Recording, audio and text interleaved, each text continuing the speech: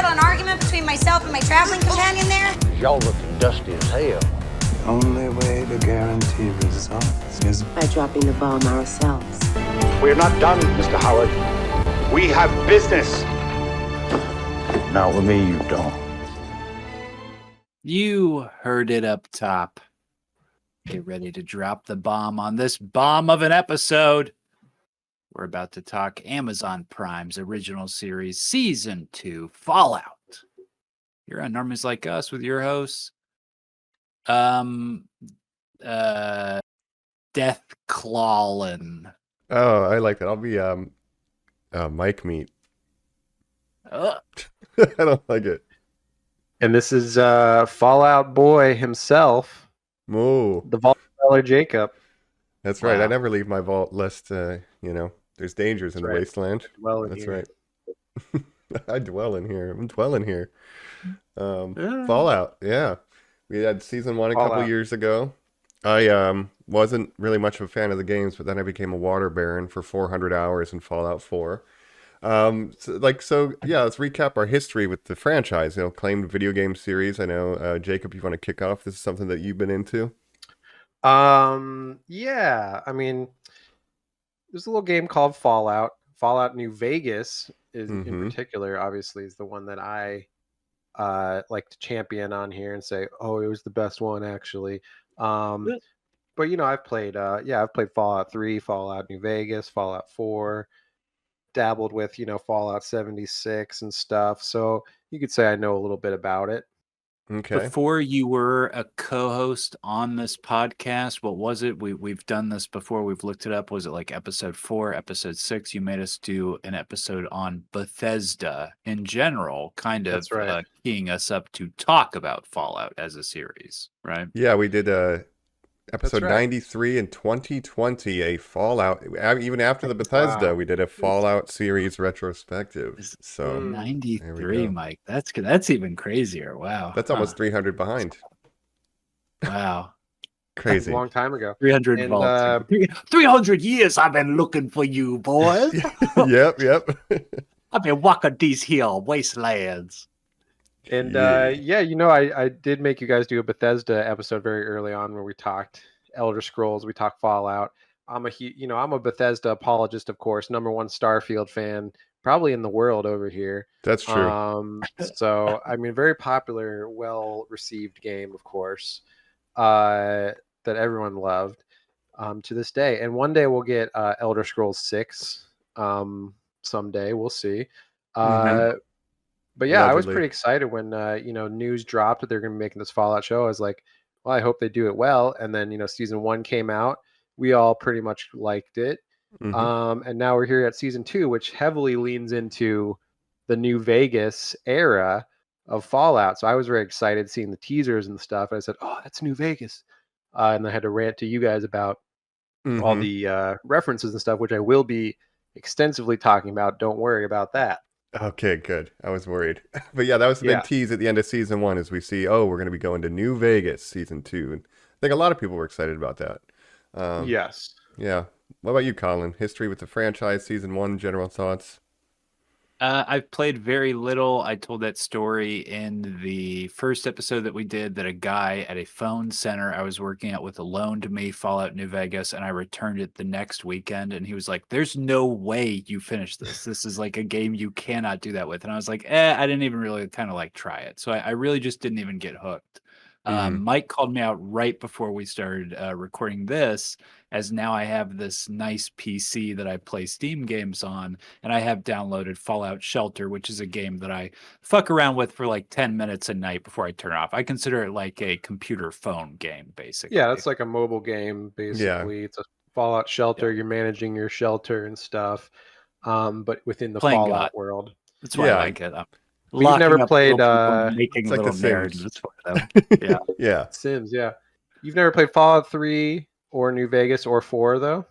I have never played any Even narrative 4. game. I've been kind of Mm. hunting to add them to my retro collection to maybe start playing them. And of course, now there are these huge rumbling and rumors that a lot of these games are about to be remastered. And we did just see this huge indie Yes. presentation that all these games are about to be brought to the Switch 2, which I really just don't even care about at all. Not remastered. Well, Mm. number one, yeah.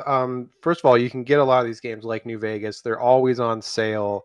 Like you could, I'm sure if you looked right now, you could get New Vegas for like $5 on the Steam, or you just wait for the next Steam sale. It'll be Yeah. $5.99 or whatever. But they're so cheap now to get. The remaster is interesting. You know, I did talk about how I was playing Oblivion, Elder Scrolls Oblivion remaster, which is kind of the proof of concept for remastering this era of games, I think.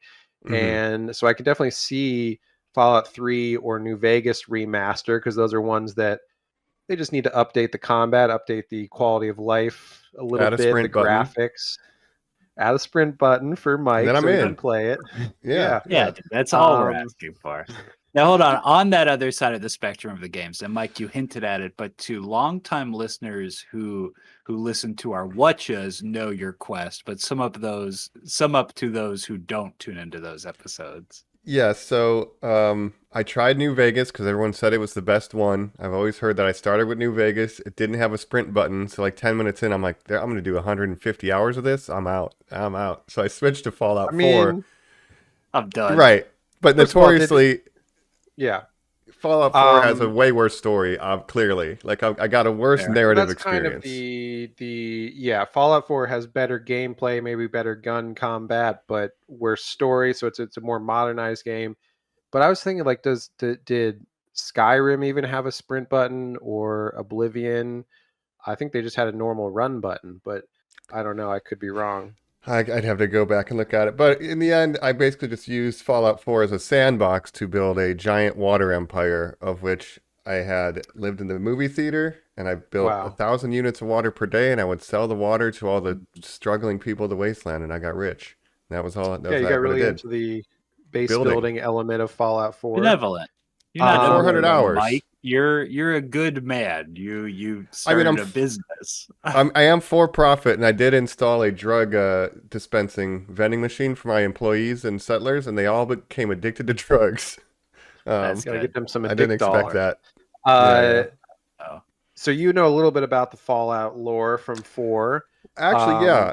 What I know is I listen to long ass video game review essays to go to sleep, and there's like an 8-hour Fallout one that I've been listening to for like over a year.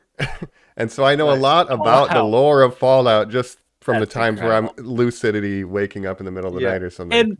And to be clear, despite the fact that, yes, there is the way that you played that game, that you sort of stayed in one encampment, built it out, and sort of created like a little more of a sandbox empire, you did play the game so much as you went and grabbed like power armors, interacted with NPCs. Like, you did play the game. Oh, yeah, I did. I got all the way to the end of the story, basically, and like I had like display cases for all my power armor, and I had a sick base. I had pet death claws, everything, man. I had a super mutant as my head of security. You made wonderful. your New Vegas. I made it, yeah, and we can see that location in this season briefly, the Starlight Drive-In. First of all, yeah.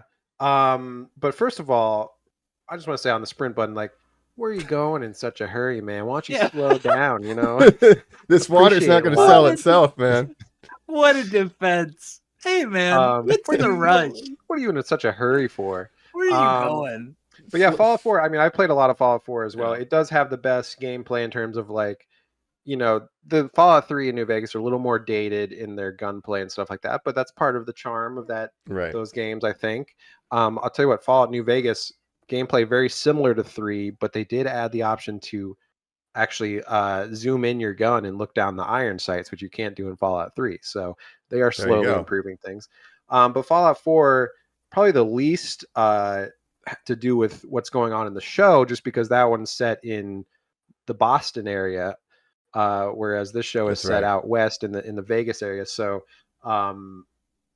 you know, it has less to do with the story. But if you play look, I'm going to talk a lot about it, but if you play Fallout New Vegas, you'll recognize a lot of the locations, a lot of everything in this show is basically a reference to something in one of the Fallout games. And this season, a lot of it is New Vegas because that's where it's set. But it's hard to just emphasize to people who haven't played the game how much of this is direct references to these games. It's kind of crazy. Let's save that part for just a second, because I think we're almost ready to jump in. But before we do that, I just want a quick refresher on, do you guys remember, did you like that first season? Have you rewatched it again? No, I didn't rewatch it, but I mean, I liked it, I think. But no, I didn't rewatch it. You like the characters, you like Walton Goggins. Mm-hmm. Yeah. The Ghoul. Love me some Ghoul.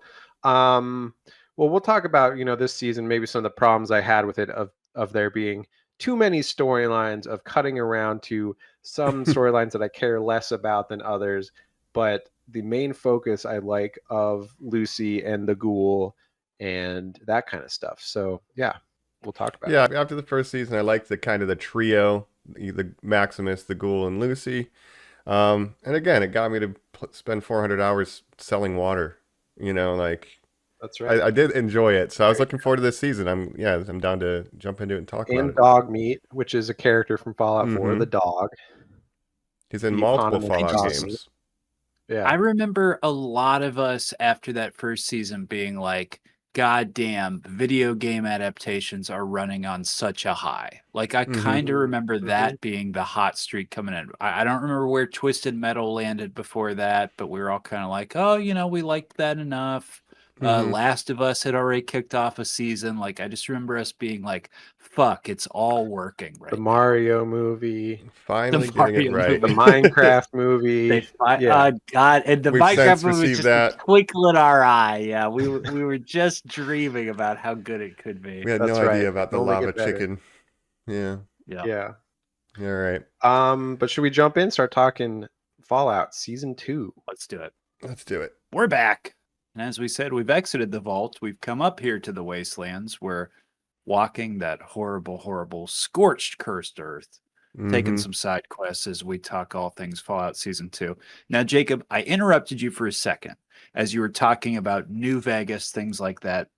Iconography from the video game that we're going to talk about. I want you to set up all that. I want us to talk about the characters, this Season 2, blah, blah, blah. But the first thing I kind of want you to explain to our listeners is the general basis of the canonicity of this show to the lore of the video games. Like, explain how they Well, it's very interesting because this is kind of what I wanted to rant about, so thank you for bringing it up, Colin. The floor is yours. I think this show is really unique in that it is, so we've had so many video game adaptations, obviously, but the Fallout show exists within the same canon as the games. So everything you see that happens in the show is canon to the same timeline as the games. They're all connected. Now, when you think about something like The Last of Us, that's an adaptation of the game, but it's a different version of that story, right? So like Joel and Ellie in the show are not literally the same characters as Joel and Ellie in the games, right? It's two different. It's an adaptation, right? It's like a parallel universe situation. Halo is like, we can't touch the game, so we'll show you a weird side story prequel thing, right? Well, and the Halo show changed a lot of the lore from the game. It doesn't. That's like its own thing, yeah.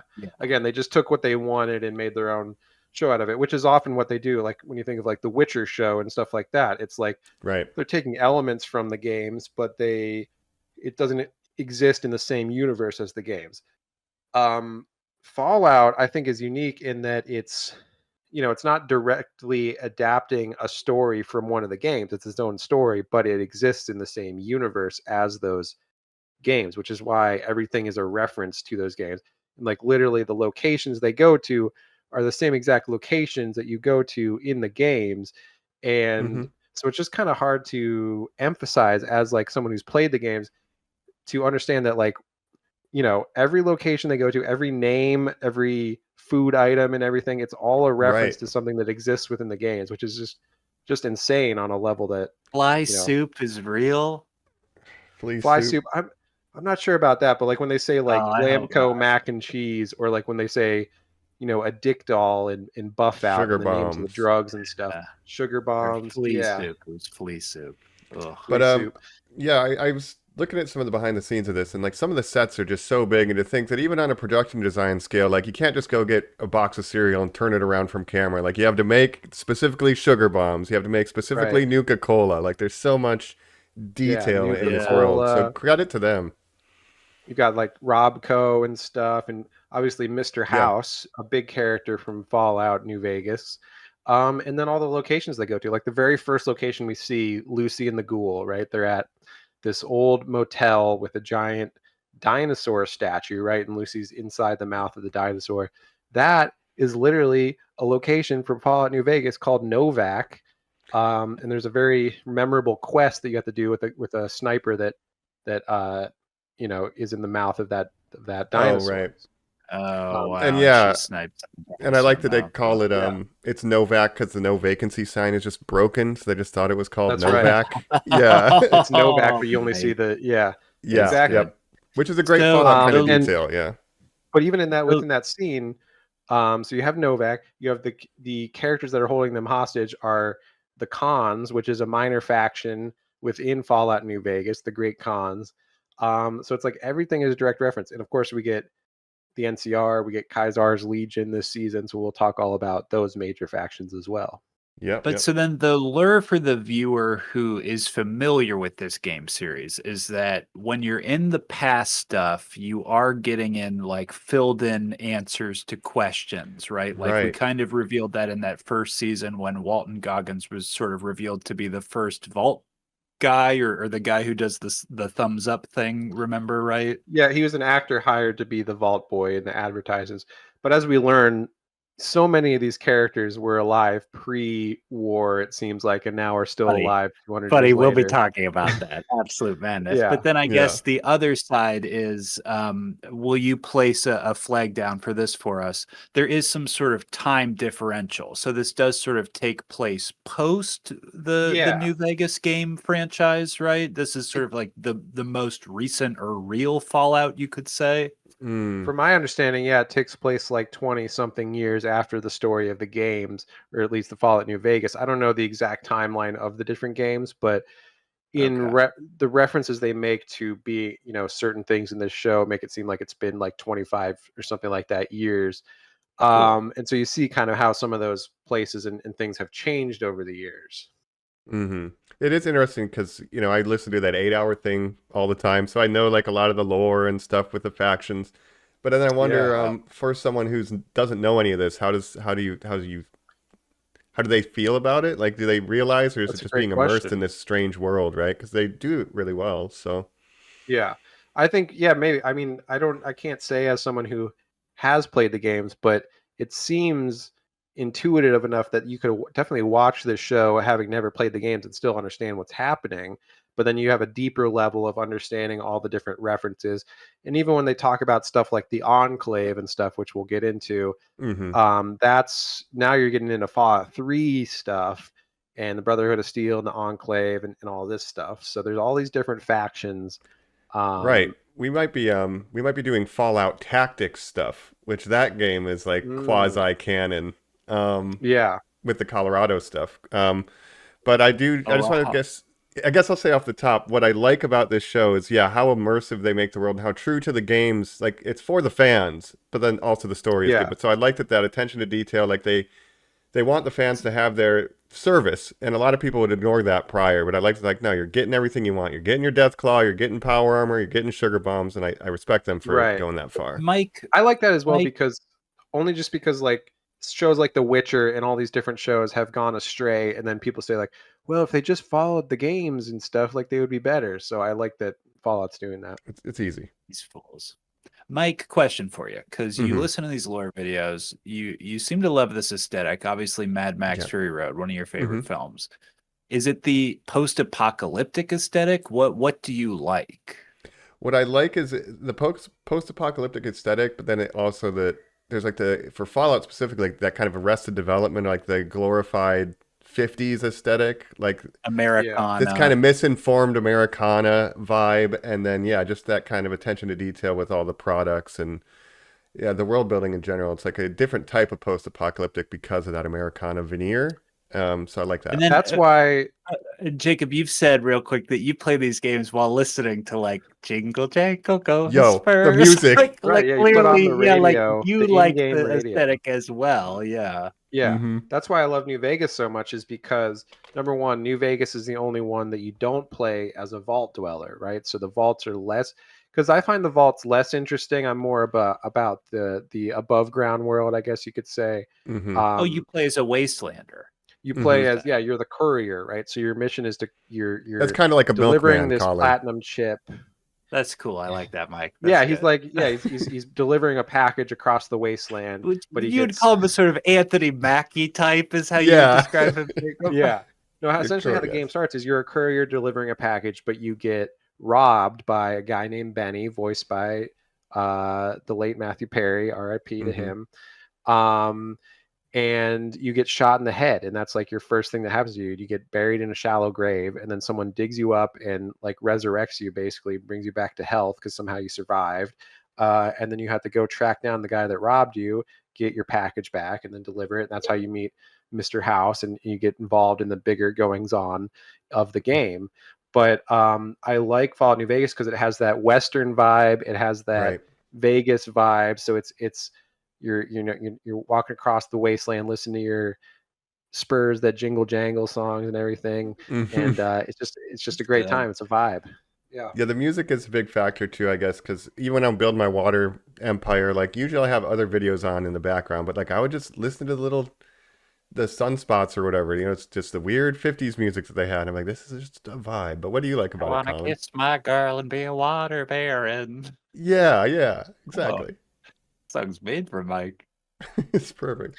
Yeah, but then New Vegas, you get also the Vegas vibe. So you go into the Frank strip Sinatra. and you can go to casinos and stuff and gamble, and you see the neon lights and everything. I think I'm just so inherently bummed out by the idea of like, yes, but there's radiation everywhere killing all these people, that inherently I'm sort of like so against the Fallout aesthetic. Well, what can you do? You got to survive somehow. You know, you got to make your rad roach farm. But they're not. They're dying. They're getting so sick.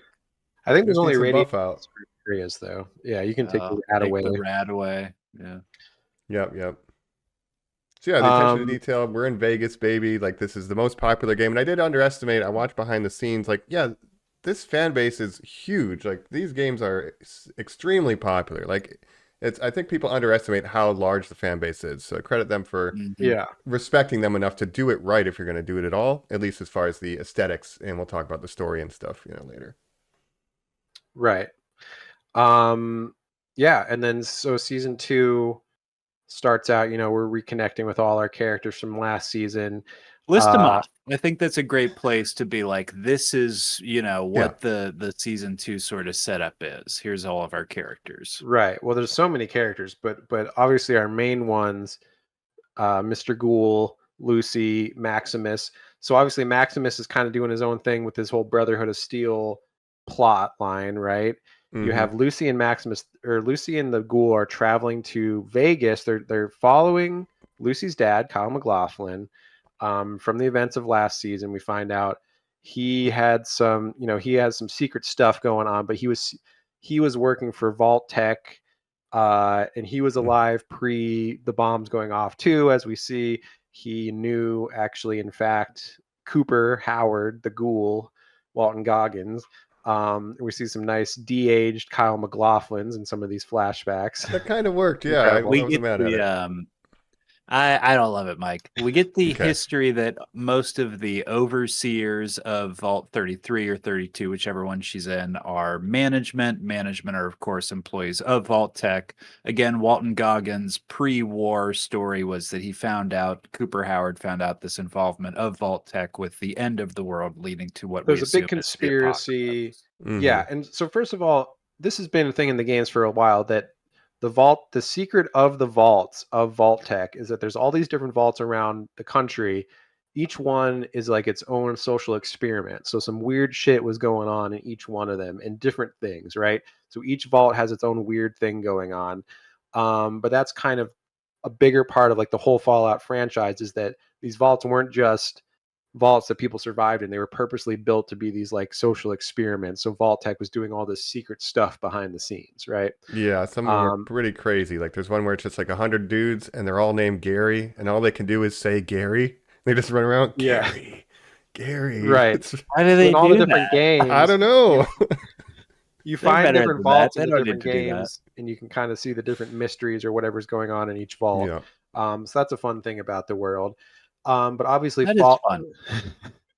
Vault-Tec was doing all kinds of shady stuff. But then, as we find out, Kyle MacLachlan, he was even working for a different organization, the Enclave, which I'll tell you about the Enclave if you don't know what that is. We're talking about but all kinds shady of stuff. Yeah. What about Shady Sands? We got to talk about Shady that. Sands. Oh, that's right. And of course, that's where he dropped the nuke. We learned That's in right. Season 1. Yeah, so we find out last season that he was involved in that. He bombed Shady Sands, which was this NCR city, and that's where Maximus, when he was a young boy, lived with his parents.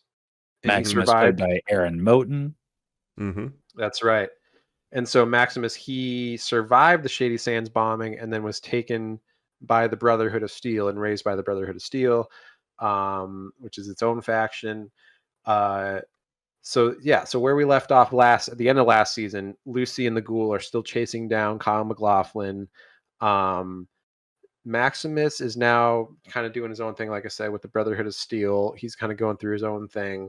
We also cut back to the vaults 32 and 33 a lot. Yeah. We have Lucy's brother, who had this whole plot where he unfroze all these other vault people. Norm. Yeah. Yeah. Of course, Norm Moises Arias.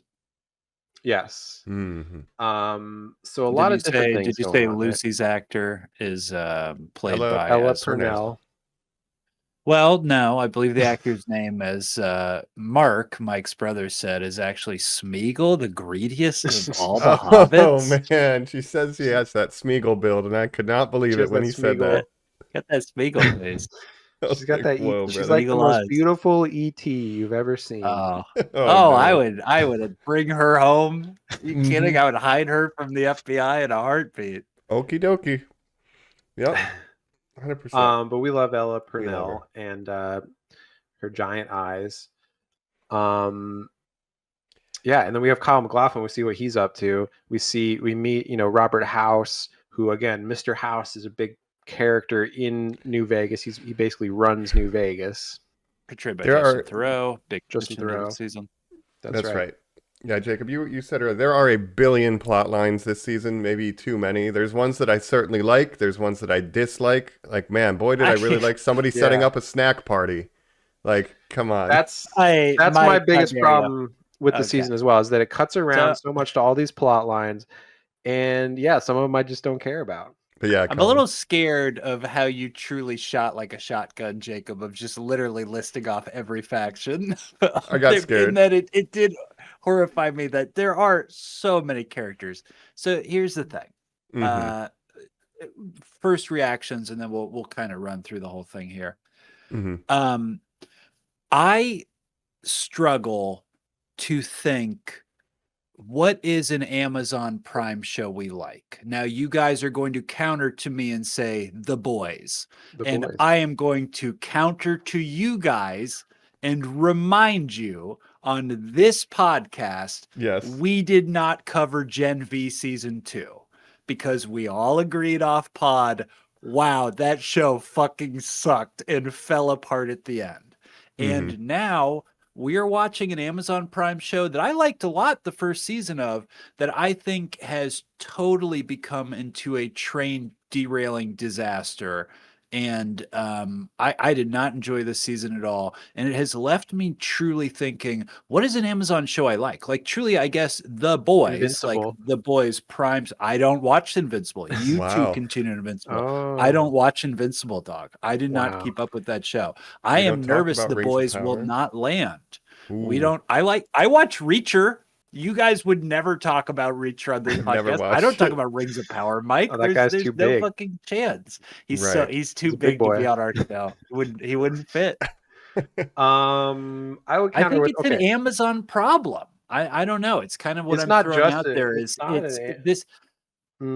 But all those Yeah. shows in common are delaying the gratification of unraveling like whatever some mystery or whatever thing drives the show. And this season especially is like, and Cooper Howard's gonna find his kids. Oh, what's that? It's another clue for where my kids are. I'll see you next time. Yeah. Tune in, kids. But Cooper Howard to find his kids. Well, Colin, I would say, first of all, it's not just an Amazon Prime problem, because I would say the it's problem all with TV. this, You're right. it's all Yes. TV. Streaming. And I would say the same problems that this second season had is the same problems that House of the Dragon season 2 had, where it's just delaying. It's like, oh, some cool stuff is coming. Don't worry. Next season. Maybe in Last like of Did Us you as see well, what's to a happening degree. behind that door?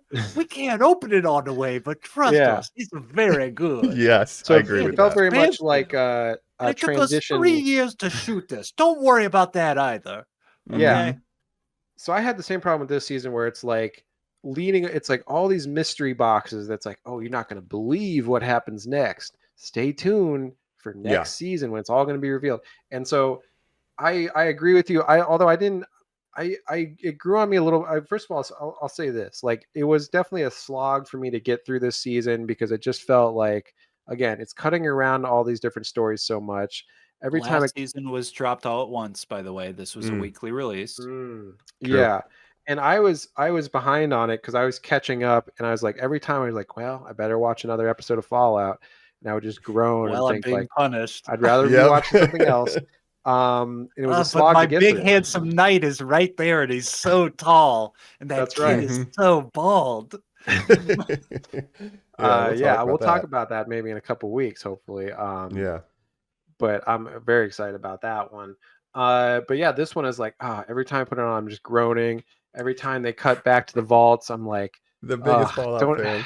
Don't show me this fall. The Don't biggest show me this. Fallout fan, Mike.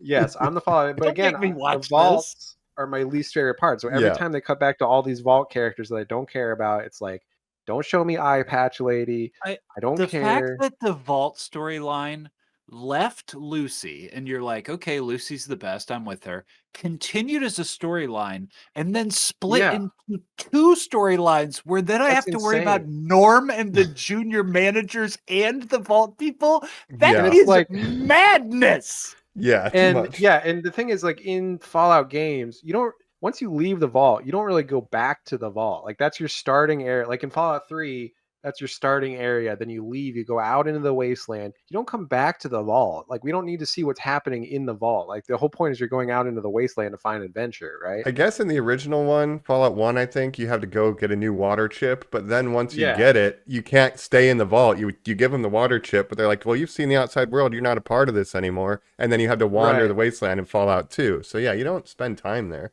Wow. So cutting back to the vault, seeing all these dumb characters that I don't care about, and the plot is so convoluted of, oh, there's vault 31 and 32 and 33, and 33 was doing secret stuff. So then we split into two. There was 33, Eye Patch Lady Yeah. became the overseer of 33. Oh, and old lady from Deadpool is there, and Zach Cherry's there. Like, we got all these characters here, and it's Could I- like, Zach Cherry's not there. Zach Cherry's Cherry not is there too anymore. famous now to be in that vault. I and did how wanna dare say- you.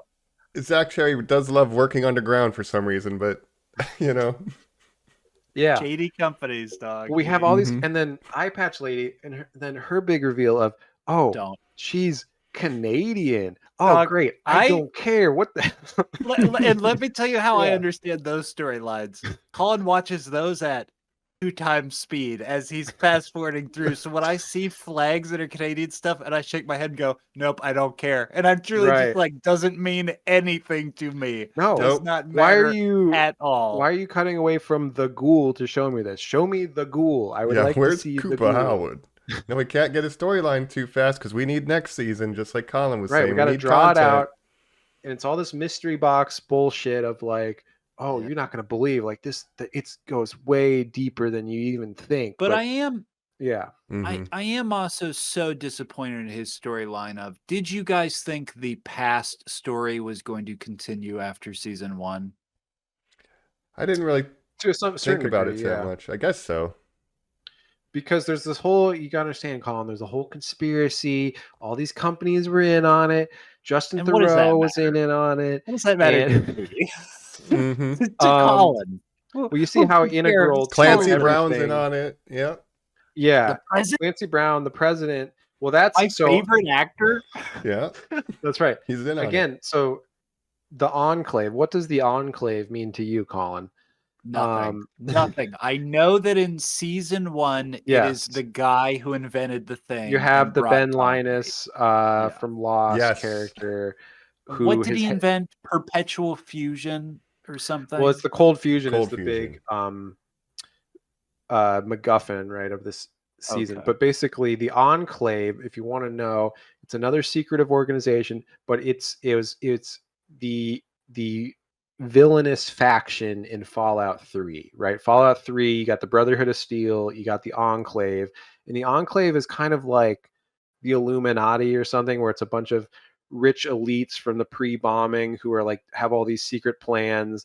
And so that's why like the reveal of Kyle MacLachlan, yeah, he was working for Vault-Tec, but actually he was a double agent and he was working for the Enclave the whole time. So essentially the Enclave is kind of behind all these secret projects and stuff that they're doing. It's very secretive, but the president, played by Clancy Brown in the show, is the leader of the Enclave in Fallout 3. So that's a character from Fallout 3, the president. Really? Yeah. Oh, because that's also the capital Wasteland, right? Yeah, that's Washington, like Washington D.C. Fallout 3 is Washington D.C. and Fallout 4 is Boston area. Yeah. That's so great. essentially, you in Fallout 3, you kind of team up with the Brotherhood of Steel to fight against the Enclave, and it ends up in a giant. You have a giant robot called Liberty Prime, and use that to attack the Enclave. The Brotherhood of Steel, as you may know, is a faction that is obsessed with technology and acquiring as much steel and acquiring as much firepower and technology as they can, and they kind of have this like religious doctrine of like acquiring technology, like only they can be trusted with it. So the Enclave has crazy shit, and they're like, no. Tech. Basically, and the Brothers of Steel aren't really good guys either, as you see in the show. But is this canon, I'm sorry, to the overall story that in this season, and to kind of speak a little more to Aaron Morton, Maximus's storyline, he has come back as a hero with the perpetual fusion. He can now power all these power armors. He has his elder cleric who's sort of like, I want to unite the Brotherhood of Steel, and they bring in all these factions from all over, including one who is sort of the peacekeepers around and for the Enclave, because that's what Kumail Nanjiani was the representative of, right? Kumail, well, no, they're fighting against the Enclave, but basically they're like, we got to stand against the Enclave, I think. This is kind of like tying up some stuff with the games. Like we said, we have the East Coast Fallouts. The original ones were West Coast. There's a little bit in Colorado with the spin-off that's maybe not canon. So there's like, what is the communication between the different Brotherhood groups? Because technically they're like, what the fuck are they doing in California or New Vegas, technically? So this show is kind of answering that. Like, yeah, they kind of chat, but they're kind of their own chapters.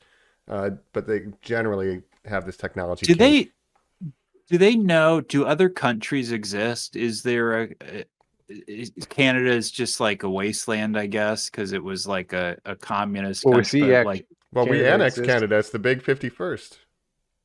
Oh, that's nice. But did Britain survive the fallout? I don't know, but we know China had something. Technically, there is an unofficial mod, which is like a full conversion mod that people made called Fallout London, which is like basically a whole game that they made called Fallout London that's like takes place in England. So that's kind of, it's an unofficial. That's where Daryl and Carol are now, I think. Game. Yeah. But that's pretty cool. Mike, I watched that spinoff. That's right. Yeah. Fallout London, yeah. But basically, the thing you need to know is that everybody wants. So the cold fusion is this like very powerful form of power, right? And everyone wants power. So obviously, Mr. House wants it. Everybody wants it, right?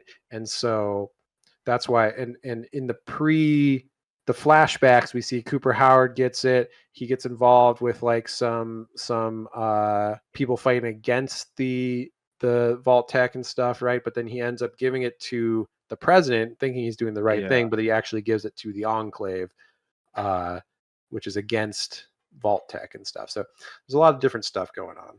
We have to presume that the president, ruins his career, and that's why he's doing birthday parties. He gets put on the communist watch list. Like, oh, infinite power for everybody. That's a communist ideal, even if that's not what the president really believes. He's going to smear him. Yeah. So I guess that will happen in season 3. Is we'll see him get McCarthy trialed or something like that.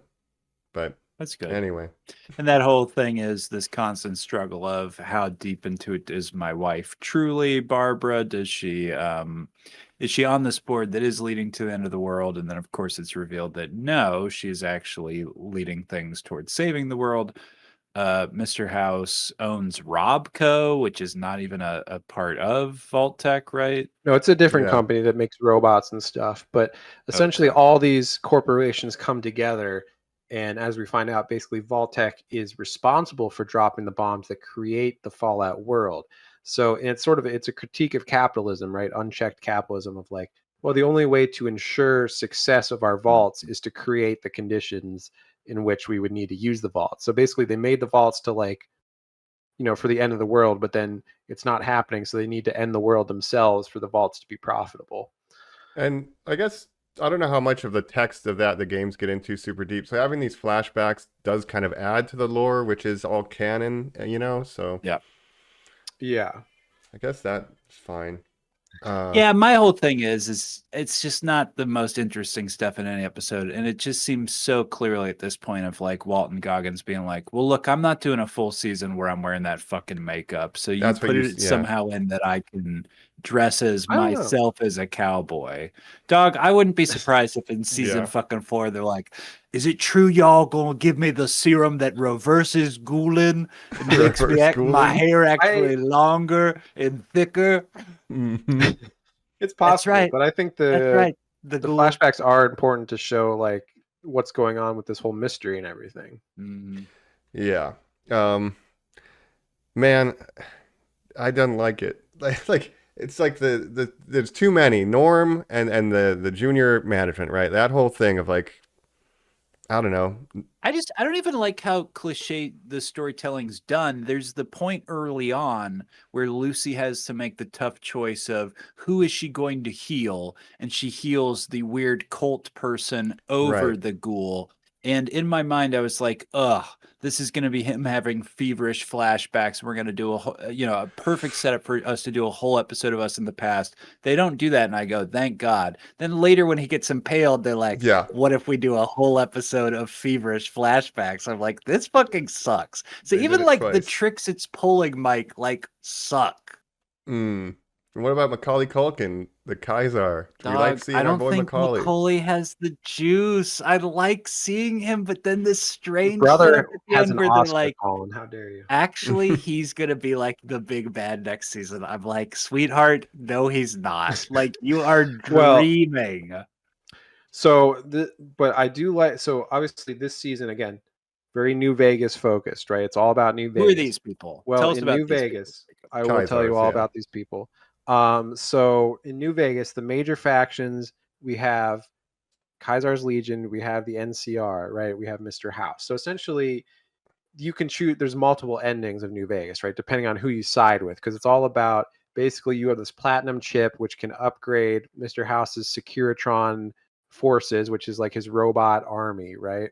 And so whoever you give the chip to gains control of Vegas, right? So you can either side with the NCR, you can side with Caesar's Legion, Kaiser's Legion, you can side with Mr. House, or you can betray Mr. House and take the power for yourself, and basically you become the ruler of Vegas. So there's multiple endings depending on, just like, Skyrim or something where you side with different factions.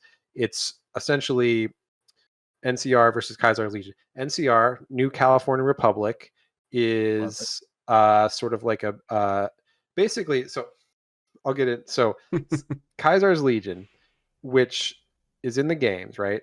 Basically a guy named, well, I don't know his real name, but a guy just read about Rome in some history books and was like, you know what if I form a society modeled after ancient Rome and I make myself Caesar? But again, the joke of it is because he only read about it in books, he didn't know Caesar was pronounced Caesar, right? So he says Kaiser, And so because everyone in the Wasteland is a bunch of uneducated idiots, they don't know about ancient Rome. So they became Caesar's legion. He became known as Caesar, right?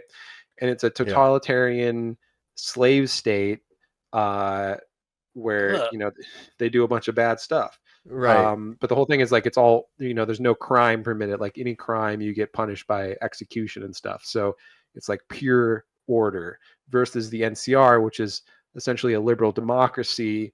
And their big thing is like, oh, they're kind of bureaucratic and they're stretched too thin. So like everywhere you go, you talk to NCR people like, man, I wish we could get some more troops out here to handle whatever is happening here because we're just stretched so thin across California, Nevada area. That's funny. So you kind of have these two choices of the fascist slave state, totalitarian dictatorship, or Democrats. Yeah. Yes, correct. Or the I'm capitalists. an NCR apologist. I side with the NCR. They're essentially the good guy. Mr. House. Mr. House is essentially, if you want to side with like the 1% and side with like the rich guy who owns Vegas, you can do that. That's right. Or you could take the power for yourself and choose the put yourself in power ending. But I like the NCR because I think they're the most stable faction and they don't really have any negatives except they're just like too bureaucratic, right? But it's just like real government, I guess. We wrote a strongly worded letter to Caesar's Legion. We told him to stop doing that. Yeah. And that's an interesting point, though, is that these factions, because by the time we get to the show, like, House has been powered down for a while to, like, the end when Cooper goes. The NCR is seemingly, like, gone from this area, and Caesar's is in a civil war. So that is, like, so what is the canon ending? Because there never was a canon ending because the player chooses. Oh, yeah. True. So that's what we don't know now. I think the canon ending is, I guess, the Mr. House ending because he's still in Vegas. But as we see in Vegas, the strip has been overrun by these death claws, right? So it's different than it is in the game. You can go to the strip. There's different working casinos you can go into. Yeah, it's like a recreational area. NCR soldiers go there on their, leave. They go and gamble and stuff like that. And so all these, it's actively running. Whereas now it's like been overrun by death claws, it's falling apart. So they have to take the strip back. But they do end up, Lucy meets the Caesar's Legion. So the original Caesar from the game New Vegas has died and he didn't appoint a successor. So now there's these two camps that have broken out with two different Caesars that are fighting over who's the next Caesar or Caesar. So that's pretty funny. Get that going on. Yeah. The other thing too with House, he had like all these robot securities. He didn't have like human security, so you'd have a robot army if you side with him. But those were all busted up and destroyed too, presumably by the courier or whatever he did in the game 20 years ago. Like now, there's no more robot army, so it's a little bit down. Whoever you side with, you give the power of the robot army to that person, to that faction, and then there's a battle of Hoover Dam. So they fight over Hoover Dam because they want the hydroelectric power. That's an important thing to own in the apocalypse, the Hoover Dam. Yeah, that's actually very interesting and probably a radiation-free zone because it's in a valley. Now, my big question, I guess, does that lore wrap up in killing Mr. House or what does our hero, because obviously he's sort of the antagonist of that game, but is there something handcuffing this character that he just seems so useless this season? It seems like such a big deal that he's set up, but then it almost seems like nothing at all gets accomplished with him at all. Right. So essentially, Mr. House is the owner of Vegas basically in the game. So he's situated to himself and he does have his own casino, the Lucky 38, which he lives in. So when you first meet him, you literally go into the Lucky 38 just like Cooper Howard does. You look at the giant TV screen and you talk to Mr. House through that TV screen. His face comes up just like little Justin Theroux face at the end. And that's how you communicate with Mr. House in the game. If you keep going down the storyline, it's eventually revealed that Mr. House is actually like a shriveled up little mummy guy because he's lived for like 200 years. Yeah. So that's why he protected.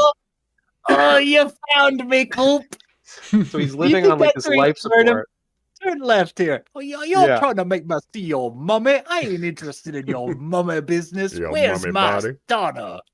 But that's why you talk to him through that TV screen because he's really in the basement, like on life support, but basically he's been living for like 200 years, so he's just like a shriveled up little And mummy he's guy. still that way? Yeah, I think so. He's just It's in either like a that, pod? or somehow Yeah. it seems like he transferred his consciousness into the computer. And maybe there's still a Yeah. mummy body down there somewhere, but There might I'm not be. sure. Right, but that's I how it hope is in the there is. game. I wanted to And- see a little Justin Thoreau mummy then. Now I'm bothered. Yeah. Well, again, the show makes it so confusing because there's this other guy that's like, I'm Robert House. But then you find out that like Justin Thoreau hired that guy to play him in public for some reason. Right. It's a So there's like two Kagemusha Mr. Houses situation. running around. Yeah. Mm-hmm. Um, So the mummy could be a body But, you double know- too. Maybe that's not his real mummy. Maybe that's his other mummy, his body double mummy. Oh So I think they are Yeah. handcuffed a little bit with having something like conclusive that they can do with House, because the game, like the player might have killed him, right? So I think they are handcuffed a little bit by trying to stay within canon to where they can't take there a is big there's swing a in certain directions. there is what's considered a canon ending to the game because there has to be, because this show is set after the game. So there's the official ending to the game, but you can also just choose your own ending when you play the game. But this show is the first time where they've been tied to saying this is definitively what happened, and I'm not sure what happened based on this show, because I've never had to answer that until this point. So Right. I think they're I trying to don't walk know, a but- tightrope. Yeah. But we meet Caesar's Legion, we meet the NCR, which is like not what it once was, right? So we find, Lucy, or the ghoul, I guess, meets up with this one troop that's like, yeah, we've been out here for like 25 years or whatever, and We need have more. real quick, John Grease of recent White Lotus fame, and of course he is Uncle Yes. Rico from Napoleon Dynamite as Biff, the NCR soldier, and then Oh, cool. Barbara Eve Harris as Captain Rodriguez. Okay, Right. And when you mentioned that before, Colin, we were talking about it, you're like, yeah, that's John Grease. I was like, I don't know who that is. But then I did realize later, I was like, oh yeah, that guy was in The White Lotus with Yes. Walton Goggins. Yeah. He's a very well-known character actor, and No, I he did plays a recognize guy in him this later. I who's didn't know if you like, were Yeah, Yeah. he and gets he a gets little his bit more in brain this. erased. Is But- he the one who says the meme over and over? It's 100 degrees from the Mojave, or that's the guy who ends up being the bomb? Yeah, the that's bomb the guy. bomb for Shady Sands. The bomb guy. This that's guy, you see him later in the Kyle MacLachlan. Kyle MacLachlan Yeah. put a thing on his neck to make him lose his memory, right? That's right. But yes, that guy was in White Lotus with Walton Goggins, who was also in White Lotus in season 3. So, Yeah, I feel like at the very least where we've left off is what happened, for the game is the NCR got depleted during the big battle. Kaiser's Legion is now in a civil war after the big battle. House's stuff is in disrepair. The Death Claws are in. So now, season 3, there's going to be another big battle for Vegas. Probably heavily by pulling the end of it, references we from the game, see- but they'll just do the Battle of Vegas again. yeah, Lil Macaulay has made himself the official Caesar or Kaiser. He does. There is a very funny line where he's like, "We're gonna march into Vegas, and I'm gonna build my own palace there. It'll be called Kaiser's Palace." Yeah. I did like that line. Yeah, Caesar's it's like the Palace casino. reference. All right, I'm gonna just ask you guys a bunch of general questions. Yeah. Do you guys like Macaulay Culkin? Yes. As a human being. Here's the yeah. thing. Yeah, as he seems like a good guy.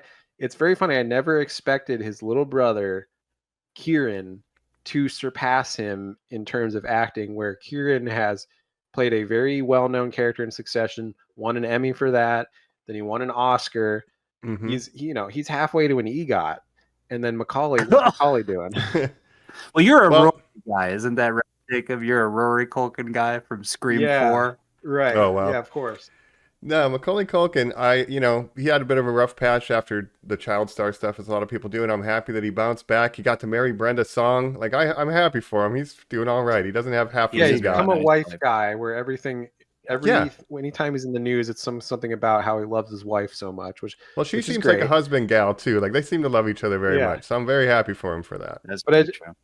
and I just never expected to. Little Kieran, you see him in Right. Home Alone. He's the little brother with the glasses. And that Did you guy ever has see an Emmy Igby and Goes Down? A huge film for Oh, former sure. host show. Yeah, Mm-mm. Yeah, huge Kieran Culkin performance. How about I'm a huge Succession fan. I Love won't stand Succession. for it, Jacob. Let's jump to the ghoul. Let's talk Walton for a second. how do you guys feel as far as the overexposure stuff? And have you seen the Grinch Walmart commercials? Oh, no. Have I seen what?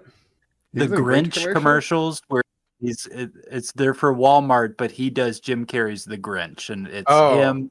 That's they're Walton Walton Goggins. Goggins. Oh baby, I've seen It's Grinch Walton commercials believe where it. it's a guy doing the Grinch. I'm like, Oh, he's it's just Walton doing the Jim Goggins. Carrey Grinch. He does all Walmart ads. He does, I think, Instacart. He's of course in every TV show. We He's in said so many HBO. ads now, He's yeah. in White Lotus. He's of course in Righteous Gemstones, which has ended. He is in Right. this as well. The Shield. I Don't don't forget know. the Shield. We said, Jacob, we've talked a lot about this with Pedro Pascal, and I, of course, made the joke that he is TV's Pedro Pascal. And Pedro that's right. Pascal does TV, so that's Right. not really an insult. I mean, it's just that he's No. one step below. Well, yeah, Walton Goggins, he has been in TV forever, going back 25 years, and somehow is now sort of having a more breakout later in his career where people are like, oh, Walton Goggins, he's always like a guy, right? And now he's like a guy. Not always, but guy. mostly. Yeah, right. But he's in Sons of Anarchy. He was in that Shield. show with Timothy Sure. Olyphant, Handsome Cowboy. Justified or whatever. Yeah. Where he plays the evil cowboy. This is I where I think, practice is my impression Cooper of that Howard show. voice. So he's always been a He mainstay. has to have some sort of complex.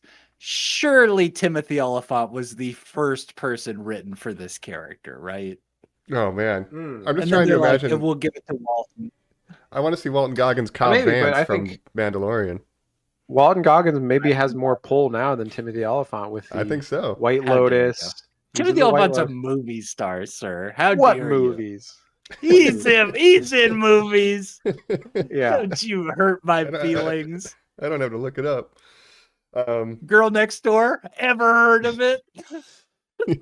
But I think he's kind of mainly known for TV as well. Deadwood, Oh, yeah. Justified, Yeah. The Santa Clarita Diet, everyone's favorite Mandalorian show, of Grogu course. was Mandalorian. Grogu. Oh, he was the gonna hitman. be- How do you dare us? guys think he was? That's true. Do you think Cobb Vance will be in the film Mandalorian and Grogu? I could only Yeah, hope. I think he's JD's brother. I think. That's Oh no! Jacob, that's right. I forgot. He ran here in Ohio. He Yeah. fucked a space couch. Look, Cobb if you Vance. need a handsome cowboy, you know who to call. But if you need a slightly less handsome cowboy, If you, you also You know know who to who to call. call. there, Yeah. you need a guy who you're like, yes, technically he is handsome. He has well, this is what I'm saying. He has He charisma has a look. that makes him handsome, Mhm. right? You can Yes. you can he be a has character energy. actor, so to Yes. speak, and have the charisma of a lead, Yes. a star, right? If my dirtbag aunt was dating him, I'd be like, yeah, that makes sense. Like he has that energy. Yeah.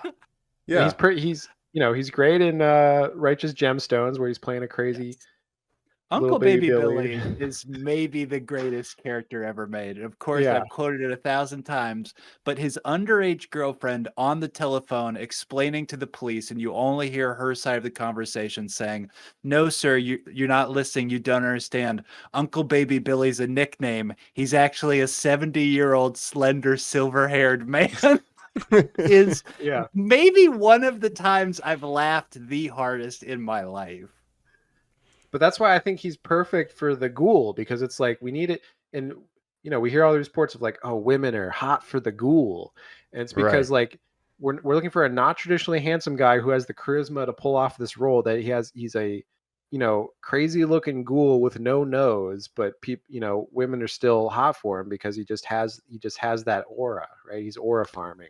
He's aura farming, and he's loyal too. He just wants to find his is. family. He's a family man at the bottom of it, Yeah. He Right. seems insufferable.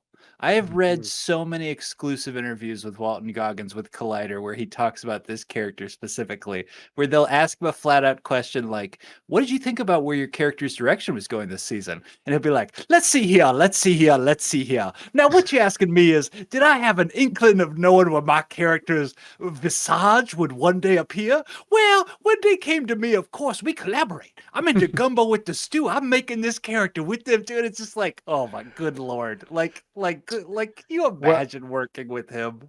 Yeah. Well, do you know about all the stuff after White Lotus where it was like Amy Lou Woods, him and this girl that was like his partner in the show, right? His much younger partner.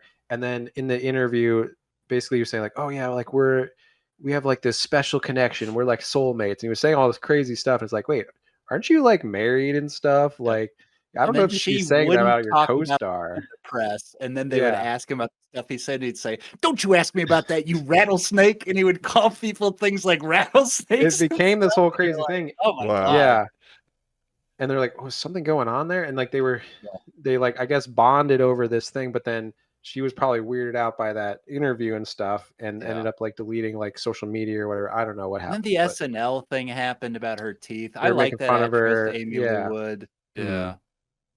Yeah, but watch White Lotus. It's an interesting show. Yeah.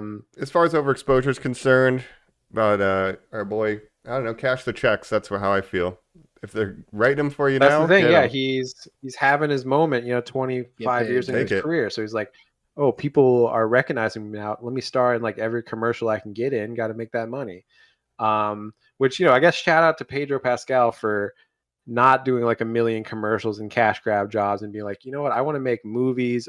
I mean, yeah, he did Star Wars and stuff and he did Fantastic Four, but he's also like, I'm going to make like Eddington. I'm going to be in Materialist. Like I'm going to be in all kinds of different movies. There is a difference between like Ari Aster and like Walmart commercials. Yes, I would agree with you there. Yeah. Fair. But whatever. I like Walton Goggins. He's all right in my book. Like him a lot. And to hit the last person, Ella Purnell, I think it's somebody we're all kind of familiar with the least because none of us watch like Yellow Jackets or any of these other like recurring series she kind of had for a minute there, right? This is her debut for me. It was season 1. Yeah. A British actress, kind of in that British acting circle. I know she was in that animated Netflix show. She was the voice of that one character. Arcane. Oh yeah. Yep. I love Arcane. She was Jinx, of course, in Arcane. There we go. Yeah. But yeah, this is definitely her breakout role in terms of like crossover appeal. And yeah, I like her. Yeah, she's good. She's a dirty little grime kid, I would say. Like that sort of very British different from her character. Right? And she's like, "What's all this then?" And she's got like all these photos like of her tattoos like and stuff, boxes and stuff. Yeah, and she's covered in like little scribbled tattoos. And then in this show, she's okie dokie. It's Lucy here. Yeah, so very different from her character in the show. I like her character in the show. It seems like a lot of fun as a person. Like anytime I've seen her, honestly, like, and stuff, she seems like a fun person to hang out with. Yeah, I'd rather end up next to her on the airplane than next to Walton Goggins. That's for sure. No disrespect to Walton, can you imagine? She seems like a much better hang. Yeah, you wouldn't get into word and the stories you'd hear on that. I'm a huge fan of The Shield. I'll be Would you play that one? Come here and sit on my lap. Let me tell you about Michael Chiklis. Oh, yeah, for real. CCH Pounder said, "What? That's crazy." Yeah, he played like a super racist cop guy in that show too. Like he plays a lot of racist. That's interesting.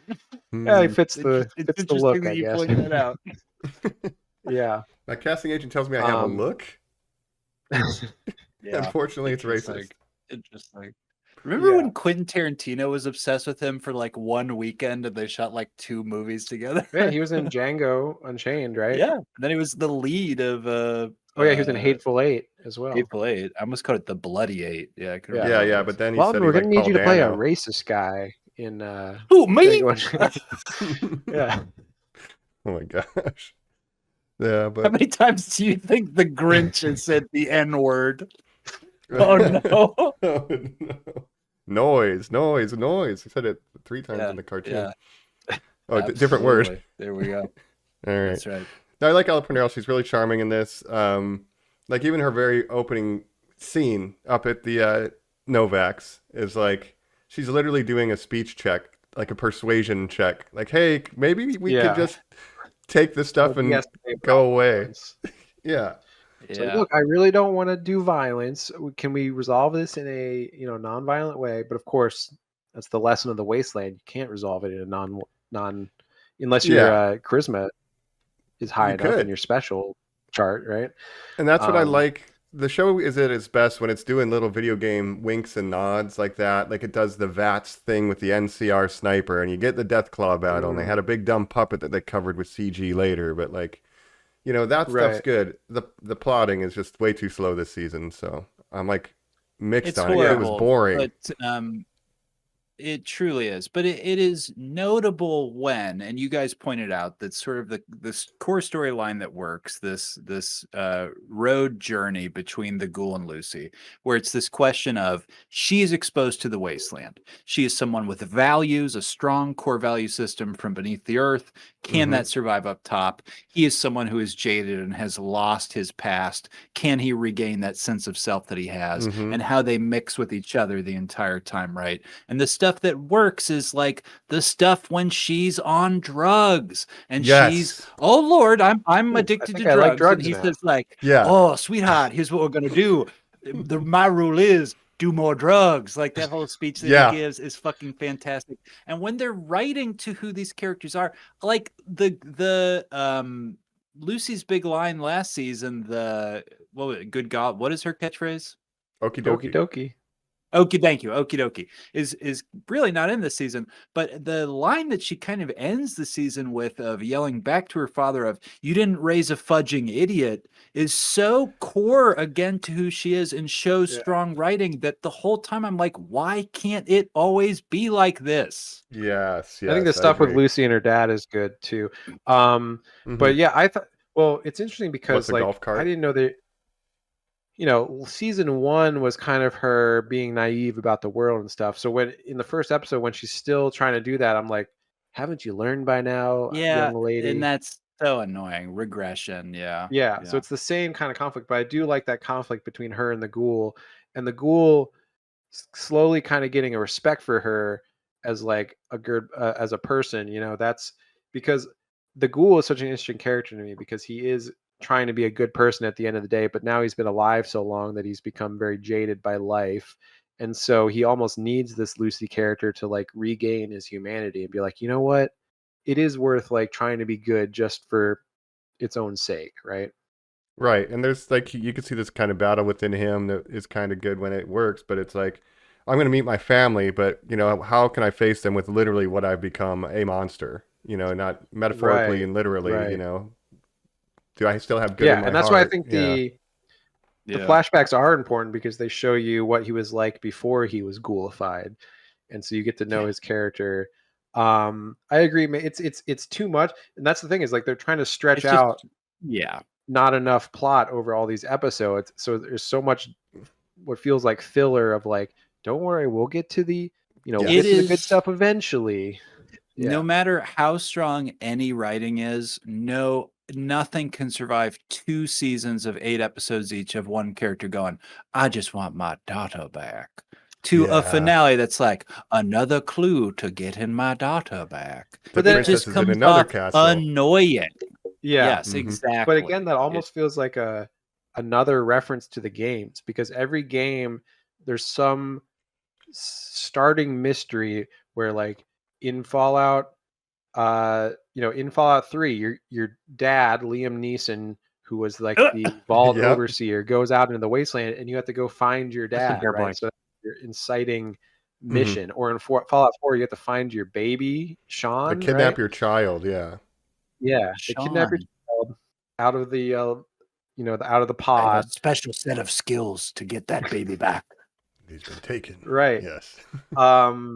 So you said monster real quick. Can we cut into will you talk about 2 characters real quick, Jacob? Will you talk about the super mutant, and will you talk about Johnny Pemberton's character and sort of a little prediction there? Well, it was very interesting. They added super mutants into the season. We get Ron Perlman, the super mutant, right?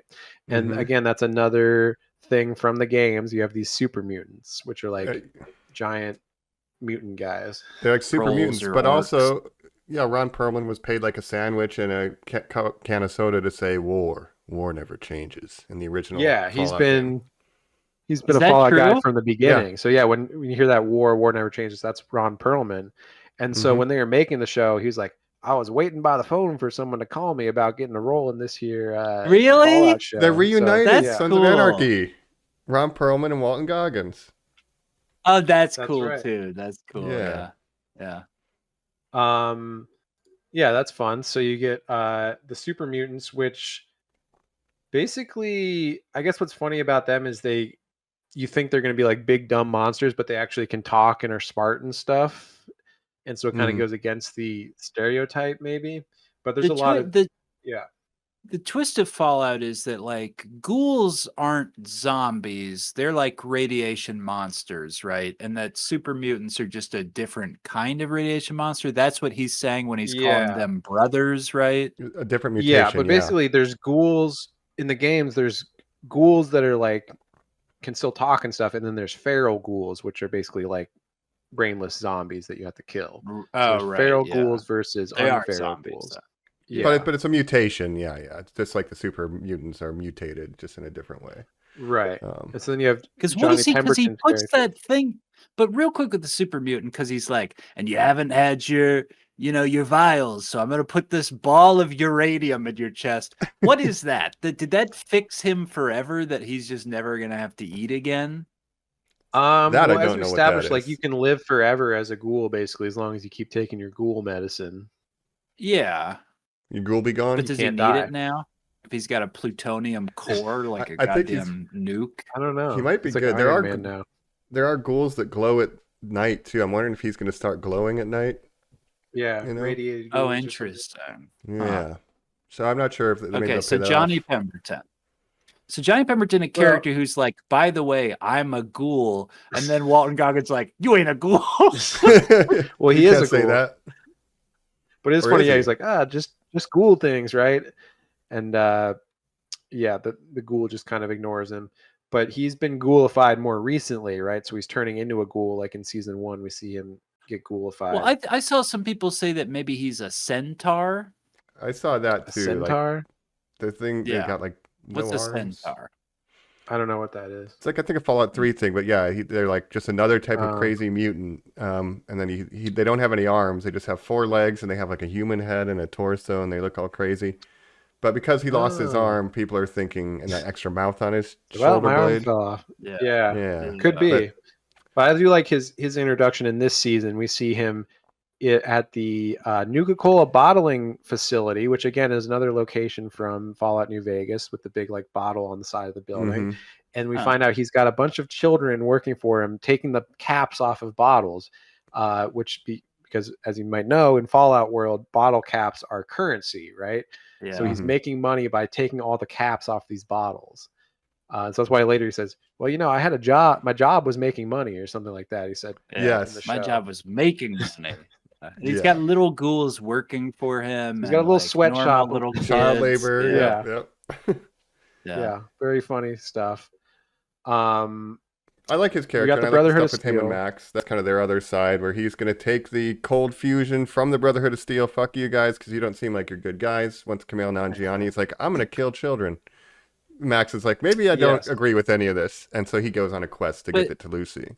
This is the ultimate goes nowhere for me, because he steals this thing. He meets up with Johnny Pemberton. They go on the run. They just disappear for I think 2 episodes, and then they come back and they're like, oh, this is the ghoul. Okay, ghoul, what should we do? And then again, their plotline just goes nowhere. They just follow him. Well, again, that's the problem is like all these spread out plot lines, and it's what happens is like, Maximus and Lucy are like separated for most of the season. So it's another one of those things like they meet up at the end, but now we just have to have all these Maximus scenes. Big moment.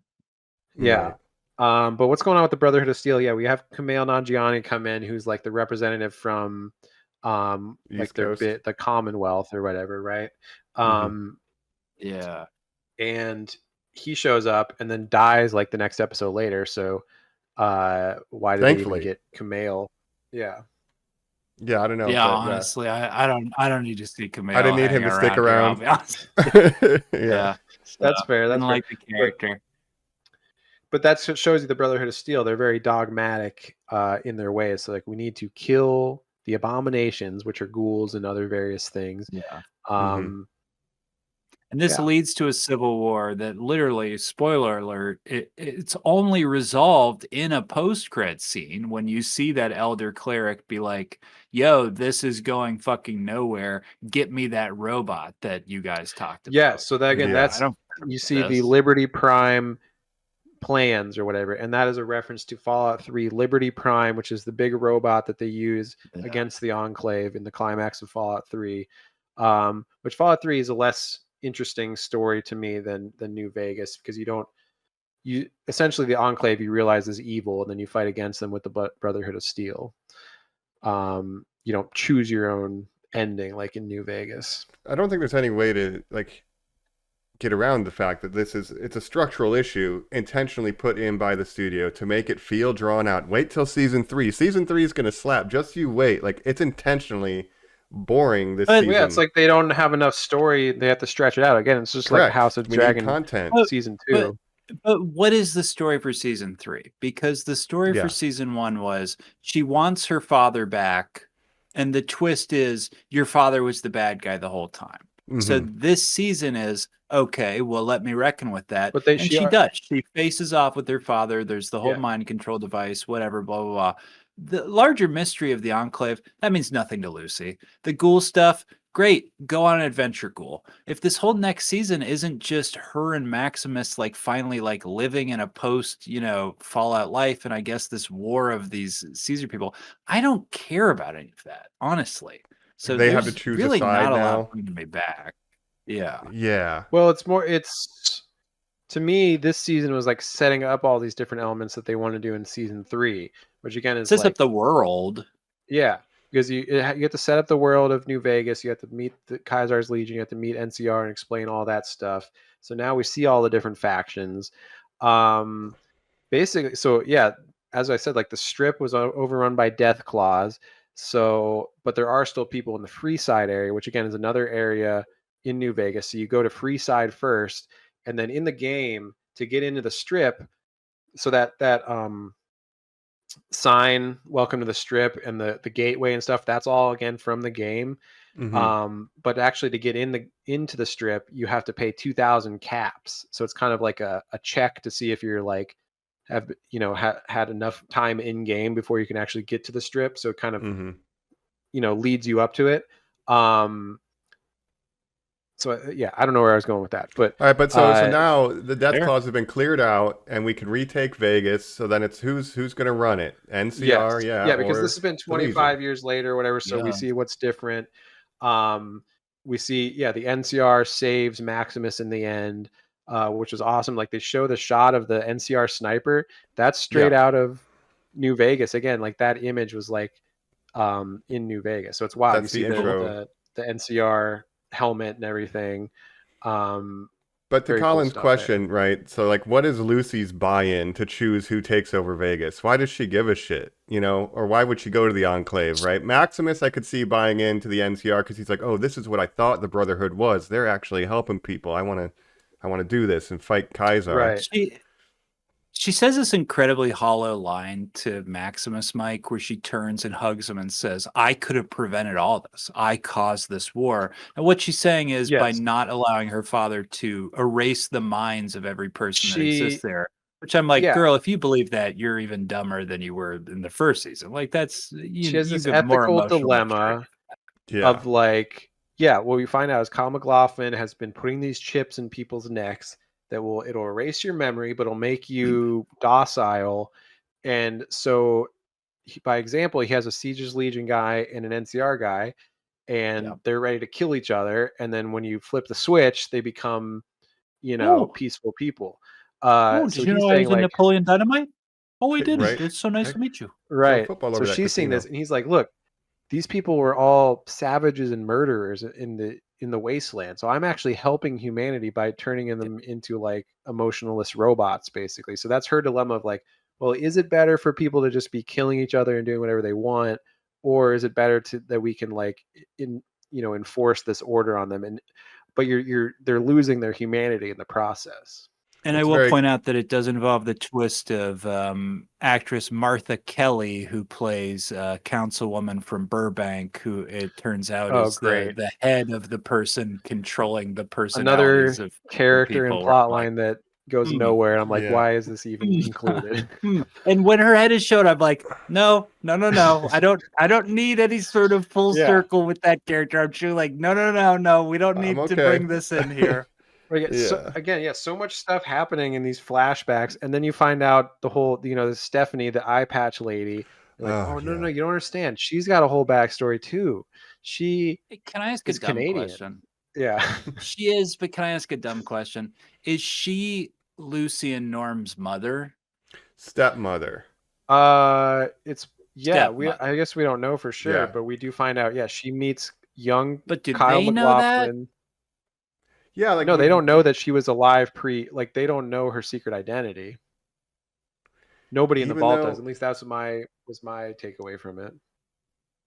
That's wild, because she was married to their dad before the bombs fell. Did they not recognize her? Right, but they could have been like, when they went in the vault, they could be like, okay, we're not going to be married in the vault. So let's just tell people we're not married. Or was she in the other vault, maybe in 30 when we had 32 and 33? Maybe she didn't live in there. I think they were part of, but all the managers came from 33 and then decided if they swap into 31 and 32. So again, I also don't. Yeah, and I also don't understand why some people like. She didn't age from like she was just in a cryopod for a long time because that's the staggering of the release. Because Leslie Uggam was from the past, yes, and she got older, of course. And Kyle MacLachlan got older. Because that's what she says to her: is in the 40 years since I've been released, I've learned a thing or two. And she says, "I've learned a thing or two too," and shoots her. Okay. So I just want to very quickly say something to you guys that. Yeah. As a character is sort of pointing out things like this whole season, Lucy, Ella Purnell, it's like, what was the point of all this? What, but why did you do, like, what the fuck is happening? Colin MacLachlan just very quickly says, you have to understand, up here is the experiment. The vaults weren't the experiment. This is the experiment. What does that mean, Jacob? So that's this is just some platitude for but it's just some bullshit to be like tune in next week, Spider-Man. Yeah. But the reveal is that he was always working for the Enclave as a double agent against Vault-Tec. Like he was working at Vault-Tec, but he was really like their inside man at Vault-Tec. So he's been doing all these experiments, not for Vault-Tec, but for the Enclave, and that's who he's talking to. But all the phase like, picking up our plans, like all this shit. It's all going nowhere, right? Where are my phase 2 enjoyers? Right? Yeah, well, I saw that meme a lot. Yeah, where my phase 2 heads at? Yeah, I don't know if it's going. Yeah, I think it's going somewhere. Somewhere again, it's the Enclave, and. I don't know. Well, yeah, it's the Enclave. Like they're gonna do. Maybe. I figure Coop's going to go find his family. They're going to do spoilers for Fallout 4. But when you find your son, he's actually an old man now. Like you woke up he's older way than you. So like his daughter will be like an adult and maybe his wife is really old or passed on. I will pitch that exactly, Mike. My thought was the wife will be in her 80s and the daughter will be in her 40s and resent him, which is every story that all these sci-fi tales tell. So we just did a resentful daughter with Lucy. And he was the reason why he was able to stay alive is because he's been ghoulified, so he can stay alive for 200 years as a ghoul. Mm-hmm. But yeah, you have Lucy's brother thawing out these people, and these people just like, only like a week time has passed for them because like, oh yeah, we got frozen like a week ago, basically. Right. So they're all Vault-Tec employees. Yeah. Can I say what this show really means? What this show really means is last season, we make the ghoul a character in Fallout 76. This season, we sell you the NCR power armor. We sell you upgrades. We sell DLC for Fallout 4 that has it. Fallout Shelter has DLC that has Lucy, the ghoul, Maximus with the NCR power armor. I mean, it's this now I worry that truly the show is going to become so insufferable that it's like, corporate synergy, baby. This is, you Oh know, my God. we got the Jones Soda tie-in Nuka-Cola that you can buy exclusively on Amazon Prime. Don't you worry about a thing, baby. This And show Whole makes Foods. its money back tenfold, baby. Yo, Well, that does get crazy. I don't know, because I feel like they haven't capitalized on it enough, because you've had What? the peak of Fallout has passed. Like Fallout 4 came out, it was a big deal and people were playing it and stuff. What has happened since then? They released Fallout 76, which is a game that was very divisive because it's a different kind of game. It's more of an online MMO type of multiplayer game versus a single player RPG like every other Fallout. So that was very divisive when it came out. But there has not been a new Fallout game in so many years. There So hasn't you're been a not new capitalizing Skyrim. on Fallout popularity. Yeah. They don't And make I them. have a theory that video game companies now are all waiting to see what happens with Grand Theft Auto, where they're like, do we ever have to make another video game again? And this will be the answer based on how it's like, Well, if people buy it, then yes, we will. If they don't, we will continue to just online service our things forever. You know what I that's mean? kind of, but Right. that's what Bethesda's problem has been with Skyrim. Is like, Yeah. we're re-releasing Skyrim a million times. Eventually, people are going to want a new Elder Scrolls, which has been in development for a long time. Elder Scrolls 6. With Fallout, it's like, yeah. So you have Fallout Season 2, very heavily New Vegas inspired. Why would you not be working on a Fallout New Vegas remaster to release alongside it? Now, New Vegas is an interesting case because it was the only one not made by Bethesda. It Well, was do made you know by who owns both of those Obsidian. companies? You know who owns both of those? Microsoft. Who? Microsoft owns Right, but Obsidian do and they Bethesda, so own there's both of them? nothing stopping Ah. them. But there could be like a rights issue or in the something because Epstein Bethesda files doesn't owns own. all those things, Jake. No, but Microsoft Right, I don't owns know if all. there's- Yeah, oh shit.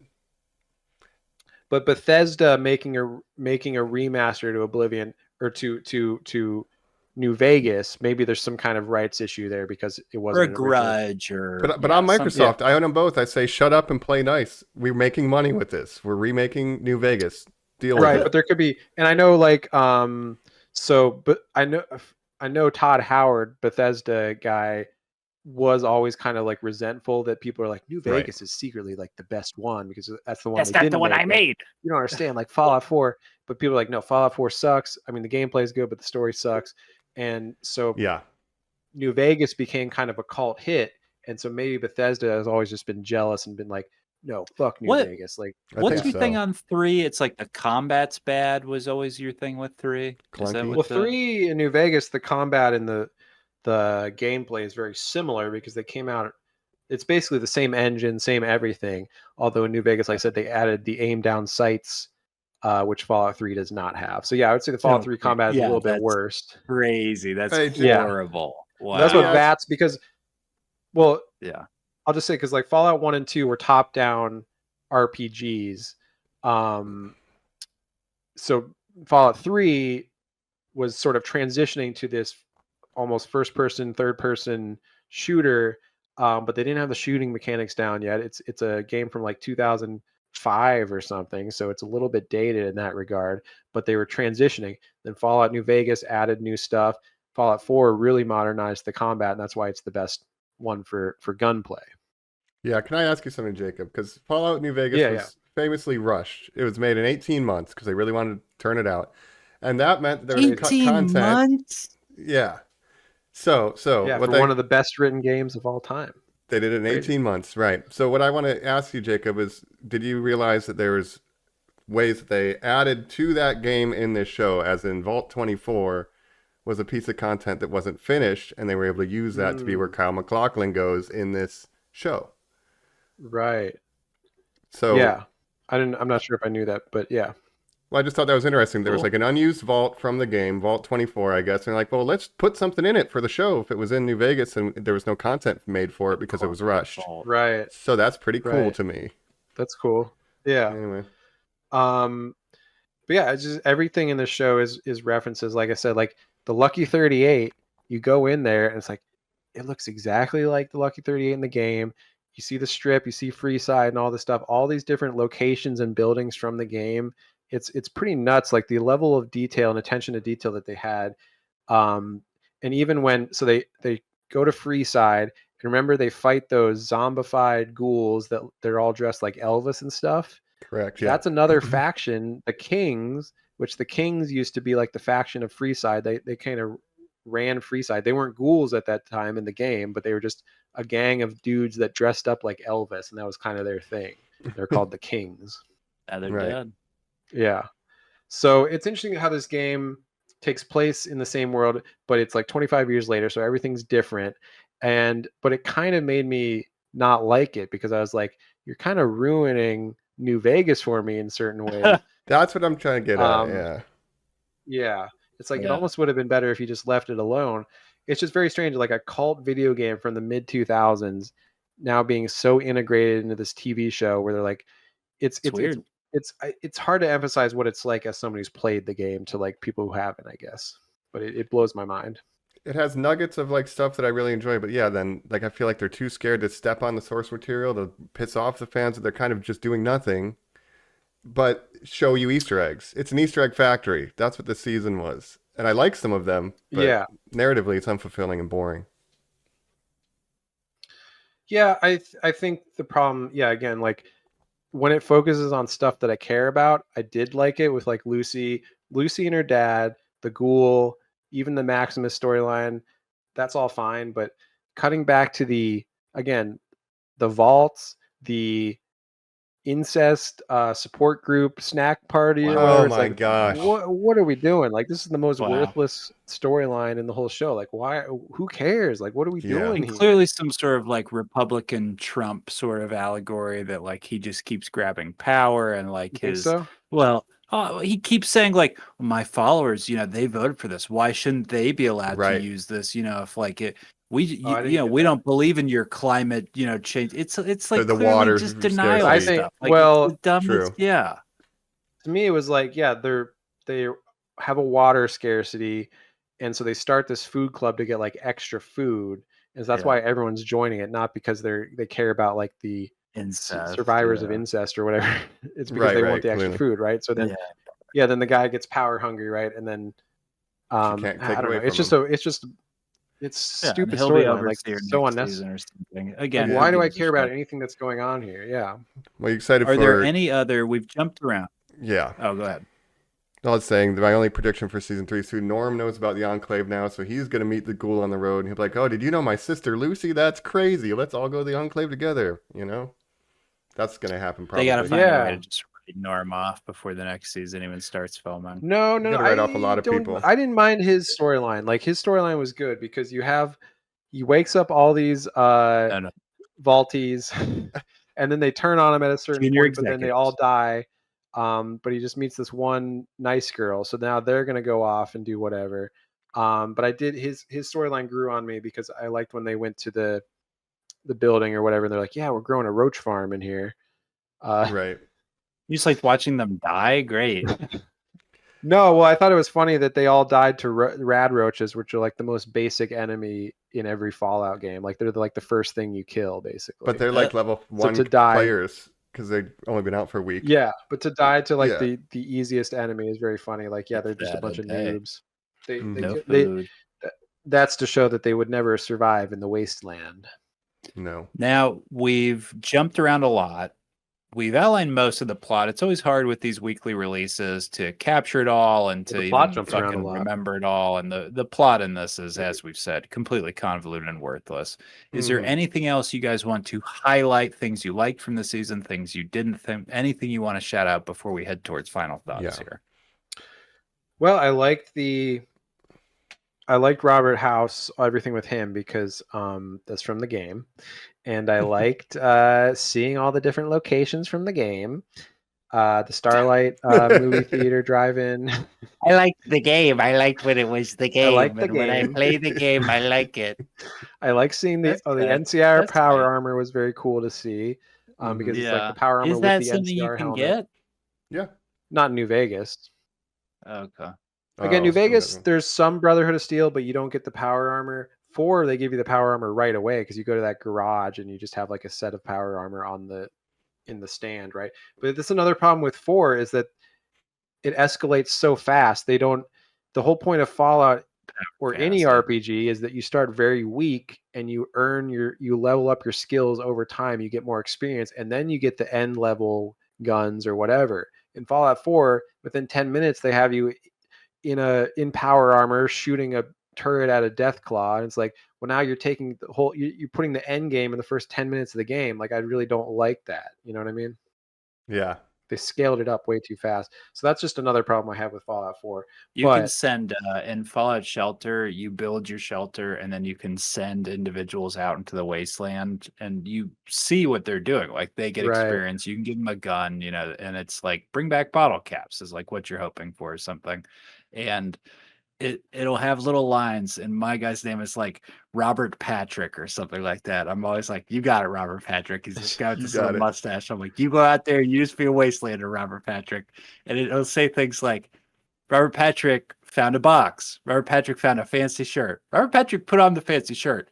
Robert Patrick sees an Enclave Deathclaw, and he'll be like level 1, and I'll be like, Robert Patrick, it's probably not worth it, my dude. And he'll and then say, can they die when they're out there? Oh, they can, absolutely. They get ripped to shreds, dog. And it'll say a line real quick like, if I see one of those filthy things, I know that I've got to purify it or whatever for the shelter. And I'm like, Robert Patrick, don't do it. And then it says like, Robert Patrick killed Enclave Deathclaw. And I'll be like, what? No fucking way. Wow. You got that new shirt. Got him excited. Yeah, dude, he's in it. The confidence he needed. And that, to me, that is the power of fantasy, Jacob, where it's now made it so dumb that like Fallout Shelter has you sending guys out who are like, what are you talking about? They encounter whatever they want and they kill anything and they go back. It's Fallout. It's fun. And it's like, no, that's not what these games used to be. It used to be the horror of the apocalypse. It's supposed to be, it's hard to exist it's hard to survive in the wasteland. And in Fallout 4, when they throw you in a power armor shooting up a Deathclaw within 10 minutes, it's almost like they're like, well, we don't want the player to get bored. We got to have some kind of action set piece with the first couple minutes. You got to be Master Chief. Like, he needs to go out there and be like that. And you're like, it's a game about how you're like a lone pathetic. wanderer. You're just like a nothing. You're like, oh, I hope I get clean water. And also Fallout 4 also simplified the RPG mechanics of like leveling and skill points and stuff like that. They made it a lot more, it's more normie friendly, you might say. Yeah. It's more of an FPS than an RPG, even, which used to be an RPG with FPS elements. Now it's just like a straight up looter shooter with RPG elements. So it's okay though. Yeah. Shall we jump over to final thoughts, I think, on the old Fallout in general? Yes. I think we'll get it right after this. We're back. We're powering down our power armor. Indeed. Something Jacob was just saying about the difference between Fallout 4 and Fallout New Vegas, and then the Todd Howard of it all, because he was on set for some of this show, and I'm like, I see you, Todd. I think he is jealous of New Vegas a little bit, because even the history of Fallout, like, he was making his own Wasteland game because he likes the Fallout games, and he wanted to make his own game that was similar to Fallout, and then that company became for sale, and he's like, wait a minute, you mean I could just have Fallout? And then when Bethesda made them, they were more simulation than RPG. New Vegas was like really RPG, with the choices that you make actually affect the story in a really profound way, whereas in Fallout 4 and stuff, like, you can say like the 3 different RPG dialogues, but the outcomes of the quests they all like lead to the rails. same outcome. Yeah, so it's not really an RPG, it's a sim. I totally agree with you, and it's the dumbing down of the RPG elements over time, which it's a different kind of game, which there's no right or wrong way to make a game. There's different genres and stuff, but that seems to be the whole story of Bethesda with Elder Scrolls too, where it's like from Morrowind to Oblivion to Skyrim, they're making it less and less RPG focused and more player friendly and more like do whatever you want. Like in Skyrim, the way you level things, you can level every single skill if you do it enough, right? You can just become all powerful. There's no min-maxing. Most RPGs, you're making some kind of build of your character. We have to sacrifice certain stats. You can't hit max level in every stat in the game, right? You have to choose which ones you want to focus on. Whereas in Fallout 4, in Skyrim, they're like, what if you could just do a little bit of everything? So they're diehard RPG fans are they're getting away from that audience, which is a bummer but that's more niche. And so this probably sells better as like anyone can play this game. You can just jump in and play it. Yeah. Vegas, New, and then I'll get back to the show. But yeah, New Vegas is a game that is designed to have an ending and a definitive endpoint. And then it shows you the end slides where it's like, and then this is what happened to the cons, and this is what happened to everybody else. And yeah, Fallout 4 is designed to say, well, the story's over. Now get back out there and keep looting, keep building. They don't want you to stop playing the game. There's no end designed for it. That's true. And in New Vegas, yeah, you do get the definitive ending, but you can go out and complete, whatever side quests you didn't do. And so you can still explore the Wasteland, but it doesn't have the building element of Fallout 4, of course. But you're right, there is like definitive ending, and it's all based on your choices that you made throughout the game, and it shows you what became of different factions and stuff. And that's why I love it. And it has that replayability factor where you can play different kinds of builds. You can side, well, I'm going to do a Caesar's Legion run where I side with the Caesar's Legion this time, Caesar's Legion. Or, whatever you want. So I agree with you, but it's just a different style of game. So to bring it back to, I liked it when it was the game. The game has replayability. Does this have any rewatchability? Because I was kind of bored. I don't know about season 3. Well, no, I would never rewatch it. It hurts my odds of watching it going forward, where I will now be the guy who waits to hear what you guys think like 5 episodes in before I'm like, am I watching that show? That's crazy. And like earlier in the season, you were like, I think it's pretty good. I'm big. I was big onto it. I'm like, no, dog, it actually sucks though. And then in a couple of episodes, you know what? You're right. It does suck. I will say you were very quick on the train of, yo, this show sucks, dog. Yeah. Well, I just felt it's cuts around so much. Like we sort of in our podcast episode, we've jumped around. This show jumps around a lot. And when it shows the stuff that I care about, it's not so bad, but there's so much just feels like filler. And again, this whole season felt like we're leading somewhere. Oh, guess what? There's a cliffhanger. You're gonna have to find out next season where we were actually leading. It's the same thing that happened in House of the Dragon. It's like these shows are like, well, we want to assure that we're going to get at least like 4 seasons to tell our story. So we had a really strong first season where we set everything up. Now season 2, well, we don't want to reveal too much because then we might not get a 3rd season. So let's stretch it out and promise more things later. It's Jonathan Nolan and Lisa Joy produced. Now, of course, they are the creative team behind Westworld. It's getting called a lot of criticism to another Westworld. Show that super strong first season that seemed to go nowhere. Now, and then a bunch of mysteries were like, don't worry, everything will be revealed eventually. And then just things kept getting more and more convoluted. Mysteries weren't getting answered. Wow. Yeah, they had even less to do with this season. In fact, Lisa Joy was the only one who even directed 1 episode this season. So truly very hands-off. I would have to assume it's, again, the actual creators and I knew that the Jonathan Nolan connection is interesting. By the way, have you ever heard, what's I find so interesting about Jonathan Nolan, brother of Christopher Nolan, obviously.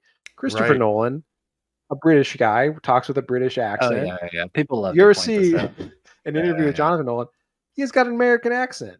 It's crazy. No. There's some thing about how they were raised that it was separate. Yeah, he was raised in America, so but nobody also talks about the 3rd brother who is an international criminal and I believe has been in jail for like that's right 20 years or something like that. The Nolan family, super weird. He was like the inspiration for Cobb from Inception. He was like a thief who like could never return home or something. Like it's so like truly, I'm not making this up. That's wild. You got one brother making a big adaptation of the Odyssey. You have one brother who's exec producing the Fallout Amazon Prime show, and then you have one brother that's a career criminal. I did see a quote from Jonathan Nolan that was like, "I've seen the Odyssey. It's great. He did a really good job. I used to read that book all the time," which is clearly him being like, "It was my thing, and he stole it, and he took it from me." Yeah, well, you're not Christopher Nolan. Sorry, buddy. Yeah. Sorry, Guess buddy. what?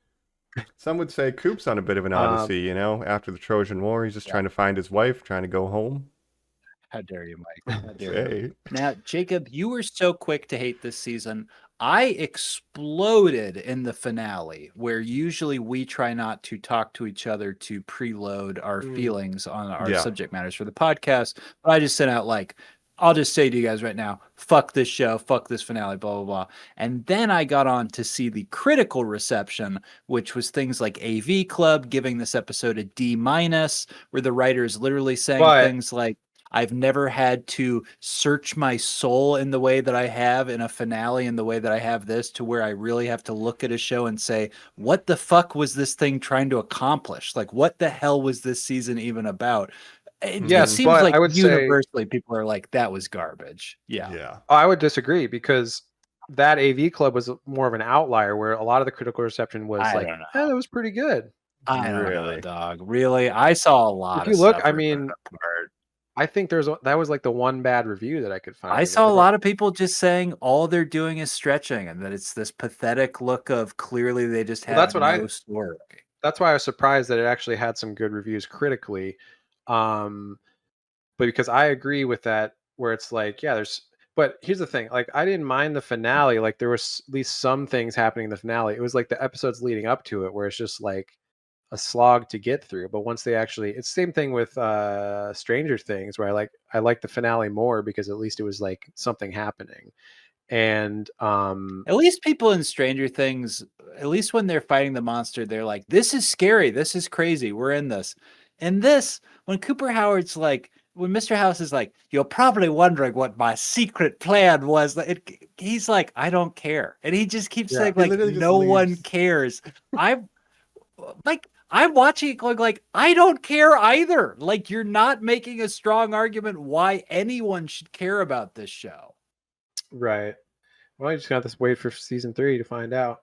No, but that's kind of like the point. It's like all these secret things happening, but literally the ghoul is just like, I'm just trying to find my family. I don't care about your secret plans. It affects me none at all. But the things I liked about it is all, the Easter eggs and stuff. I like when he goes in the Lucky 38. It's just like when the player goes in, and then you see Mr. House's image on the big TV, just like in the game. And who voiced him in the game was Odo from Star Trek Deep Space Nine, Renee Auberjonois. Oh, voice of Mr. House in New Vegas. Nice. I would have liked if he was watching DS9 or something as an homage. They should have done that. Yeah. But when Justin Theroux's face comes up, it's just like that, with that green screen and everything. And you see all the locations from the game. You see the welcome to the strip sign and the gateway and everything. You see Freeside, like all that stuff. I was like, this is great. But I didn't like, because it's like, oh yeah, it's everything you liked from the game, but it's worse now and everything's bad. It's like, you're kind of ruining the game for me. So I would tend to agree with you. Overall, I feel like it was hard to get through this season, because every episode I was like, oh, here we go again. Half this episode is gonna be scenes I don't care about. So that was ultimately the problem. But when it as Mike pointed out, the fan. The fan. You're a fan of this franchise, and that is your feeling as you come to these episodes. Hard to get through. I have to watch this show. Yeah, I'm a fan of the games. Yeah. Right. Yeah. So yeah, it's a larger problem with a lot of TV shows, I guess you could say, where it's like they're stretching out too little plot and trying to make it into something it's not. And the whole mystery box thing, which is something that goes back to Lost and J.J. Abrams, where it's like, we don't understand. If you throw in some kind of mystery box, it's going to keep the audience engaged. They're going to want to know what the reveal is. But if you never show the reveal, or if it's disappointing, then the fans are going to turn on you. Excuse me. Who invented it? Excuse me. Who killed Laura Palmer? Excuse me. Twin Peaks invented the mystery box, sir. I was thinking this show is very David Lynch. You have Kyle MacLachlan. You have Justin Theroux. The first shot this season is him on that little scooter, and then he makes a pot of coffee and he sips it. He goes, and he's about to say a damn fine cup of coffee, and you're just like, God, you motherfucker, don't you say it. Yeah. I know. And then Justin Theroux, who is in Mulholland Drive, another David Lynch and Rabbit guy, a weird David Lynch short. So shout out there. But yeah, Lost. What was the deal with that 6-toe statue foot thing? I don't know. And that's what so much TV now is like. So many of these TV showrunners and stuff like grew up on J.J. Abrams mystery box shit where it's like we need to stretch out these mysteries to keep the audience. Same thing with Westworld, and so yeah, it's bad. I think it's just more profit driven. It's not even that. It's not even like mystery box for engagement. It's water it down so we have more episodes to sit on our streaming service. Like I just think it's that simple. We just need more content from this IP. Right. And this season, you had Lucy and the Ghoul together a bunch. You had Maximus separated from those guys for most of the show. So now, next season, the way it's headed, are we going to have Solo the Ghoul adventures where he goes to Colorado, but he's away from the rest of the cast for the whole show? Like, that's not really what I want either, because you're just stretching things out further. You're cutting around to all these different plot lines. We didn't even talk about Canadian eye patch lady and what her whole deal is. You've said it enough. I don't need that's as much as the show gives you, is that she's a Canadian eye patch woman. Don't act like there's more to it. But she was alive pre-bombs, and she specifically machination. Set herself up to be married to Kyle MacLachlan. She wanted to get a job at Vault-Tec so she could get into the vault. I don't care if the water chip's fixed. Yeah. And the water chip, that is a reference to the first Fallout game. Anyways. Yeah. I could talk about the references for a million years, but people don't want to hear that. My favorite part was when they played the game. That's all I'm taking away. When they played Big Iron, Big Iron on his hip. That's another New Vegas radio song. Let me tell you. Banger, baby. Johnny Guitar. Also from the great Nicholas Ray Johnny Guitar film. That's right. Big Iron, Johnny Guitar. That's another slapping hit from Fallout New Vegas radio. Yep. Anyways, I like the show was a slog to get through. And I like when it's game. I hate when it's show. Anyways, that's the show we watched. Yeah, dude. Cool. There's a world. Great. Awesome. Somewhere down the line, when all's said and done, there's probably a world where all of these shows that have been watered down and stretched out like this can have a fan edit where it's like 10 episodes less for the whole series and it's actually like engaging. Yeah. Oh, another one that I was just thinking, The Last of Us Season 2. Another show that had a strong first season, and then season 2 comes in, and people are like, I don't know, this wasn't as good as the first season. Seems like you're stretching things out and don't know what to do. A pattern. Yeah. Yeah. And even now we have news of... Yeah. A little bit slow in the middle. We did get the tournament, but anyway. Right. It's still stretched out too much. The Last of Us by Craig Mazin, who adapted it from the game. Now we get news of Baldur's Gate 3 spin-off, going to be showrun by Craig Mazin. Larian writers have nothing to do with it. Like, I already am like, don't want to watch that, because it's like you're taking a game that I love and you're going to have those characters after the events of the game, and it's just going to be more watered down, like, and they're just going to be like, oh, remember this from D&D? Remember this? Remember this? That's like, going to happen. We had a D&D property. We had a great D&D movie that you let flop because no one went to see it. None of you came. None of you showed up like we did. We told Mike you got the popcorn bucket, you fools. Right out of frame. Yeah. And I never get popcorn buckets.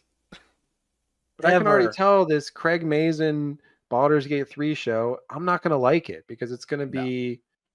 I'm just not going to like it. Here's how I go full circle with that, though. One thing I did like about this show was the craft. I mentioned they made like a big Deathclaw puppet that they covered in CG, but there was like stuff that they made for the monsters.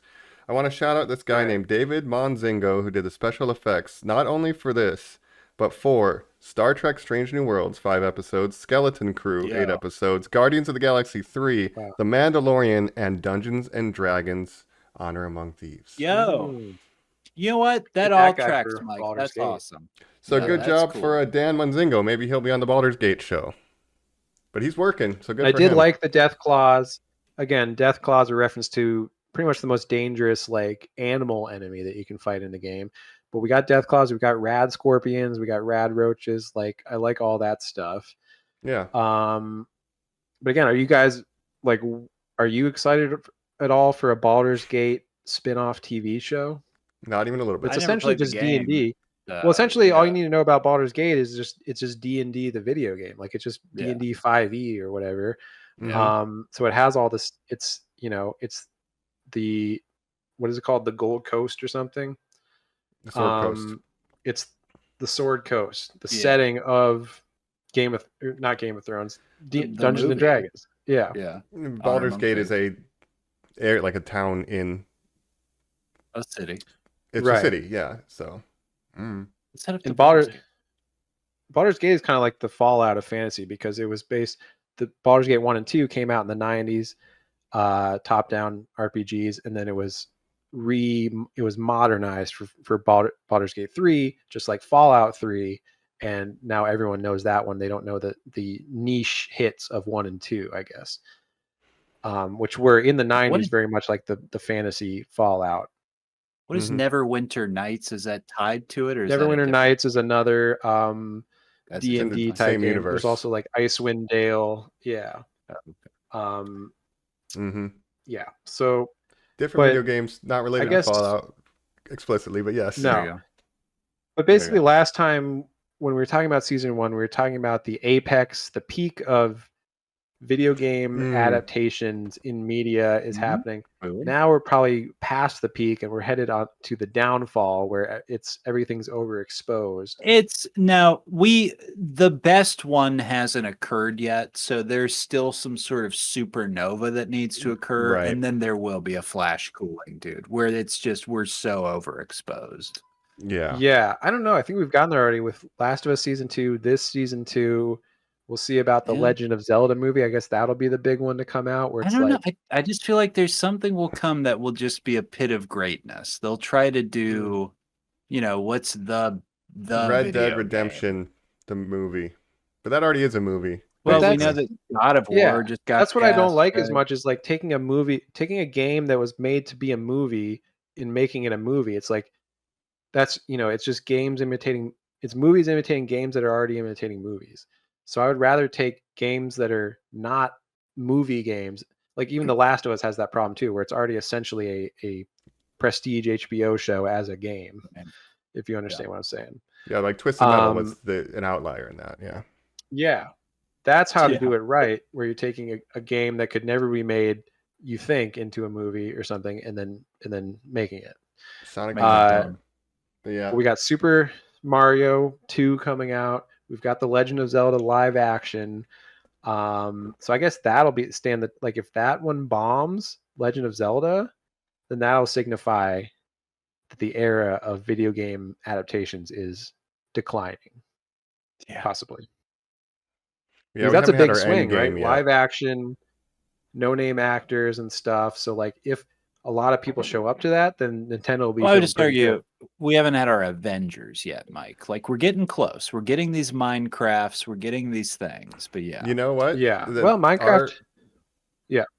Our Avengers will be the Smash Brothers movie because guess who's in Smash Brothers? Steve, Sonic, Zelda. But how would Mario. You even do a Smash Brothers movie? Mike, honestly, that's where we're going. You're right. Would a Smash Brothers movie just be like Mortal Kombat, but with all Nintendo characters, basically? Yes. It's a tournament arc. We're holding a tournament to the death with Mario versus the Ice Climbers. Yep, 100%. Steve from Stranger Things is playing, fucking Toon Link. Jack Black's gonna fight Jigglypuff. All right, guys, I got my yo-yo. Let's go. You get Justice Smith from Detective Pikachu. Like, Pikachu. Detective Pikachu's back. That would kind of be a licensing nightmare, but I guess if Nintendo owns all, so is Smash Brothers. But you got Metal Gear Solid. You got, Solid Snake is in. No, but eventually one company will. They don't know Minecraft. Yeah, what? Yeah, when Warner Flicks makes this movie. Yeah. It'll be like in 10 years, and it'll all be one company. We'll be fine by the time we're ready to do Smash Brothers. It'll have a million Easter eggs. Marvel versus Super Smash Brothers. Mm-hmm. Yeah. Fallout, baby. Terrible. It does. Fallout, baby. We talked video games this week. Jacob, what are we talking next week? That's a good question. What are we talking about next week? Did we decide? Are we still talking a video game, I think? I think maybe we will be entering the realm of... Yes. In fact, we will be going into the video games once again next week. We'll be talking the big hit of late 2025, early 2026 in the video game world right now. A little game called Ark Raiders. Survival Evolved. Ark Raiders Survival Evolved. That's right. Yeah, this is Ark with a C, not Ark with a K. But this is a game that has taken over the gaming world. Mike and I have been playing it a bunch since we got it, and so we're gonna be talking about the viral phenomenon of Ark Raiders. Multiplayer game of the year at Jeff Keighley's The Game Awards. So, Wow. Oh, it beat High Guard. Yeah, High Guard's like a new game that just came out. That's a good cut. High Guard's the new Concord, if you know what I'm saying. Oh wow! But Ark Raiders, we're living underground in our little vaults. We go up to the surface, and it's dangerous, and then we try to come back with our pockets full of bottle caps. Basically, it's similar thing to this. You got to goop up in the wasteland. I like when we'll it's be talking the game. all about it next week. Yeah, next week, and then in 2 weeks later, we'll be talking a good TV show, a little show called A Night of the Seven Kingdoms, a new Game of Thrones spinoff that I've been watching and loving. Colin, have you started? I haven't started yet. I wish it was called A Night of the Seven Kingdoms: a new Game of Thrones spinoff. A Game of Thrones story. Yeah, I'd be like, damn, that's great. That's incredible. Yeah. Colin, you got to start watching it. It's my favorite I will. show out right now. TV is back. I heard a lot of penis. I heard a lot of dick play getting thrown out there. Some dong is being hung. Yeah. It's got that Game of Thrones magic. Sir Dong? Sir Dong and Egg is what it's called? Yeah. Sir Dong the Tall. Sir Dong and his 2 eggs? That's crazy. Yeah, there's some interesting there's some humorous moments, but it's a show that I'm loving. So we're going to talk about that next week. Back to the world, the Song of Ice and Fire, George R. R. Martin. And that's what we got coming up. Can't wait. We hope you can't wait either. Normies, we appreciate you leaving the safety of your vault to experience this podcast. We urge you to take your RadAway and to subscribe at Normies_like_us on all social media. Rate, review, helps us out a lot. And of course, check us out on YouTube. Absolutely. That's right. And play Fallout New Vegas if you haven't. Give it a try. It doesn't have a sprint button, but that's all right. Why are you in such a hurry anyway? Yeah. Over under, Jacob, as a betting man, will we get a remaster? There's been rumors, maybe Fallout 3 remaster first, I would say, since that is a Bethesda mainline game, and that would fall in with the Oblivion. On that news, I've heard them say that they will not be remastering Morrowind, which if you've ever played Morrowind, it was the Elder Scrolls before Oblivion, and with that one, they're like, look, guys, it's just too old. Like you wouldn't like it. You wouldn't like a remaster. Like the combat is so bad. Code is covered in dust. Yeah. It wouldn't work with a remaster in the same way Oblivion did, where it just essentially needed a new coat of paint. Its gaming has changed too much, I guess, since that era. That's what they're saying. So don't expect a Morrowind remaster. But a 3 or New Vegas Fallout 3 could definitely be on the horizon. It could be like a sneak, a stealth drop at some point where they don't hype it up too much PR wise and they just kind of put it out there. But we'll see. It would seem weird to have this switch to Nintendo Switch Direct showcase that literally ends with a 15-minute plug of all their partners, and then they go, and one more thing, and it literally cuts to Todd Howard to talk about how all these Fallout games are coming to the Switch, and not to use that moment to be like, and by the way, we're remastering them. So I kind of don't see it happening. No, but I think New Vegas is still a very playable game. Even Fallout 3 is a playable game. Like they're not that old. Like if you don't mind a little bit of jank, a little bit of 2000s era jank, you can get into it. Like at this point, they're retro games, which is weird to think that games that came out when I was a teenager are considered retro now. But check them out. Like you might like them. In Fallout New Vegas especially. Yeah. Yeah, I'm saying our You'll like biggest takeaway from this episode, like, we like the world that they made it feel like the game. So if you like the world of the show and haven't tried them, try the game. You'll get more of it, and you'll probably like it. Yeah. Yes. All right. Yeah, if you're a normie, play Fallout 4, you'll like it. Like the gunplay is good, the building mechanics are good. Fallout 76, people say it's better now. I don't know. I don't know. That's all I got though. Okie Fallout dokie. Shelter. I watched Colin, I watched a video of the guy who does an impression of Cooper Howard in Fallout 76 because the ghoul is a character. Oh, You meet right. him. It's just like a little off where he's like, "How are y'all?" Where you're We like, got the best Walton yeah, Goggins impersonator we I could don't know. find. I don't know, man. All Change right. the Great. Oliphant. Yeah, truly. But we haven't been impersonators. We've been your hosts. Talking Fallout Season 2. This is Death Colin. Mike McLean. Okie dokie. And this is the Ghoul Jake. The Jake Ghoul. Hmm. AKA All Jacob right. Howard. Well, I'm trying to find my podcast now. Heading to Colorado now. Yep. Colorado. Well, if you're addicted to Big our iron on podcast my like you would be dick. addicted to drugs, do more drugs. And listen to more episodes. We'll catch you next That's time. right. Absolutely. Signing off. Bye. Bye. Okey-dokey.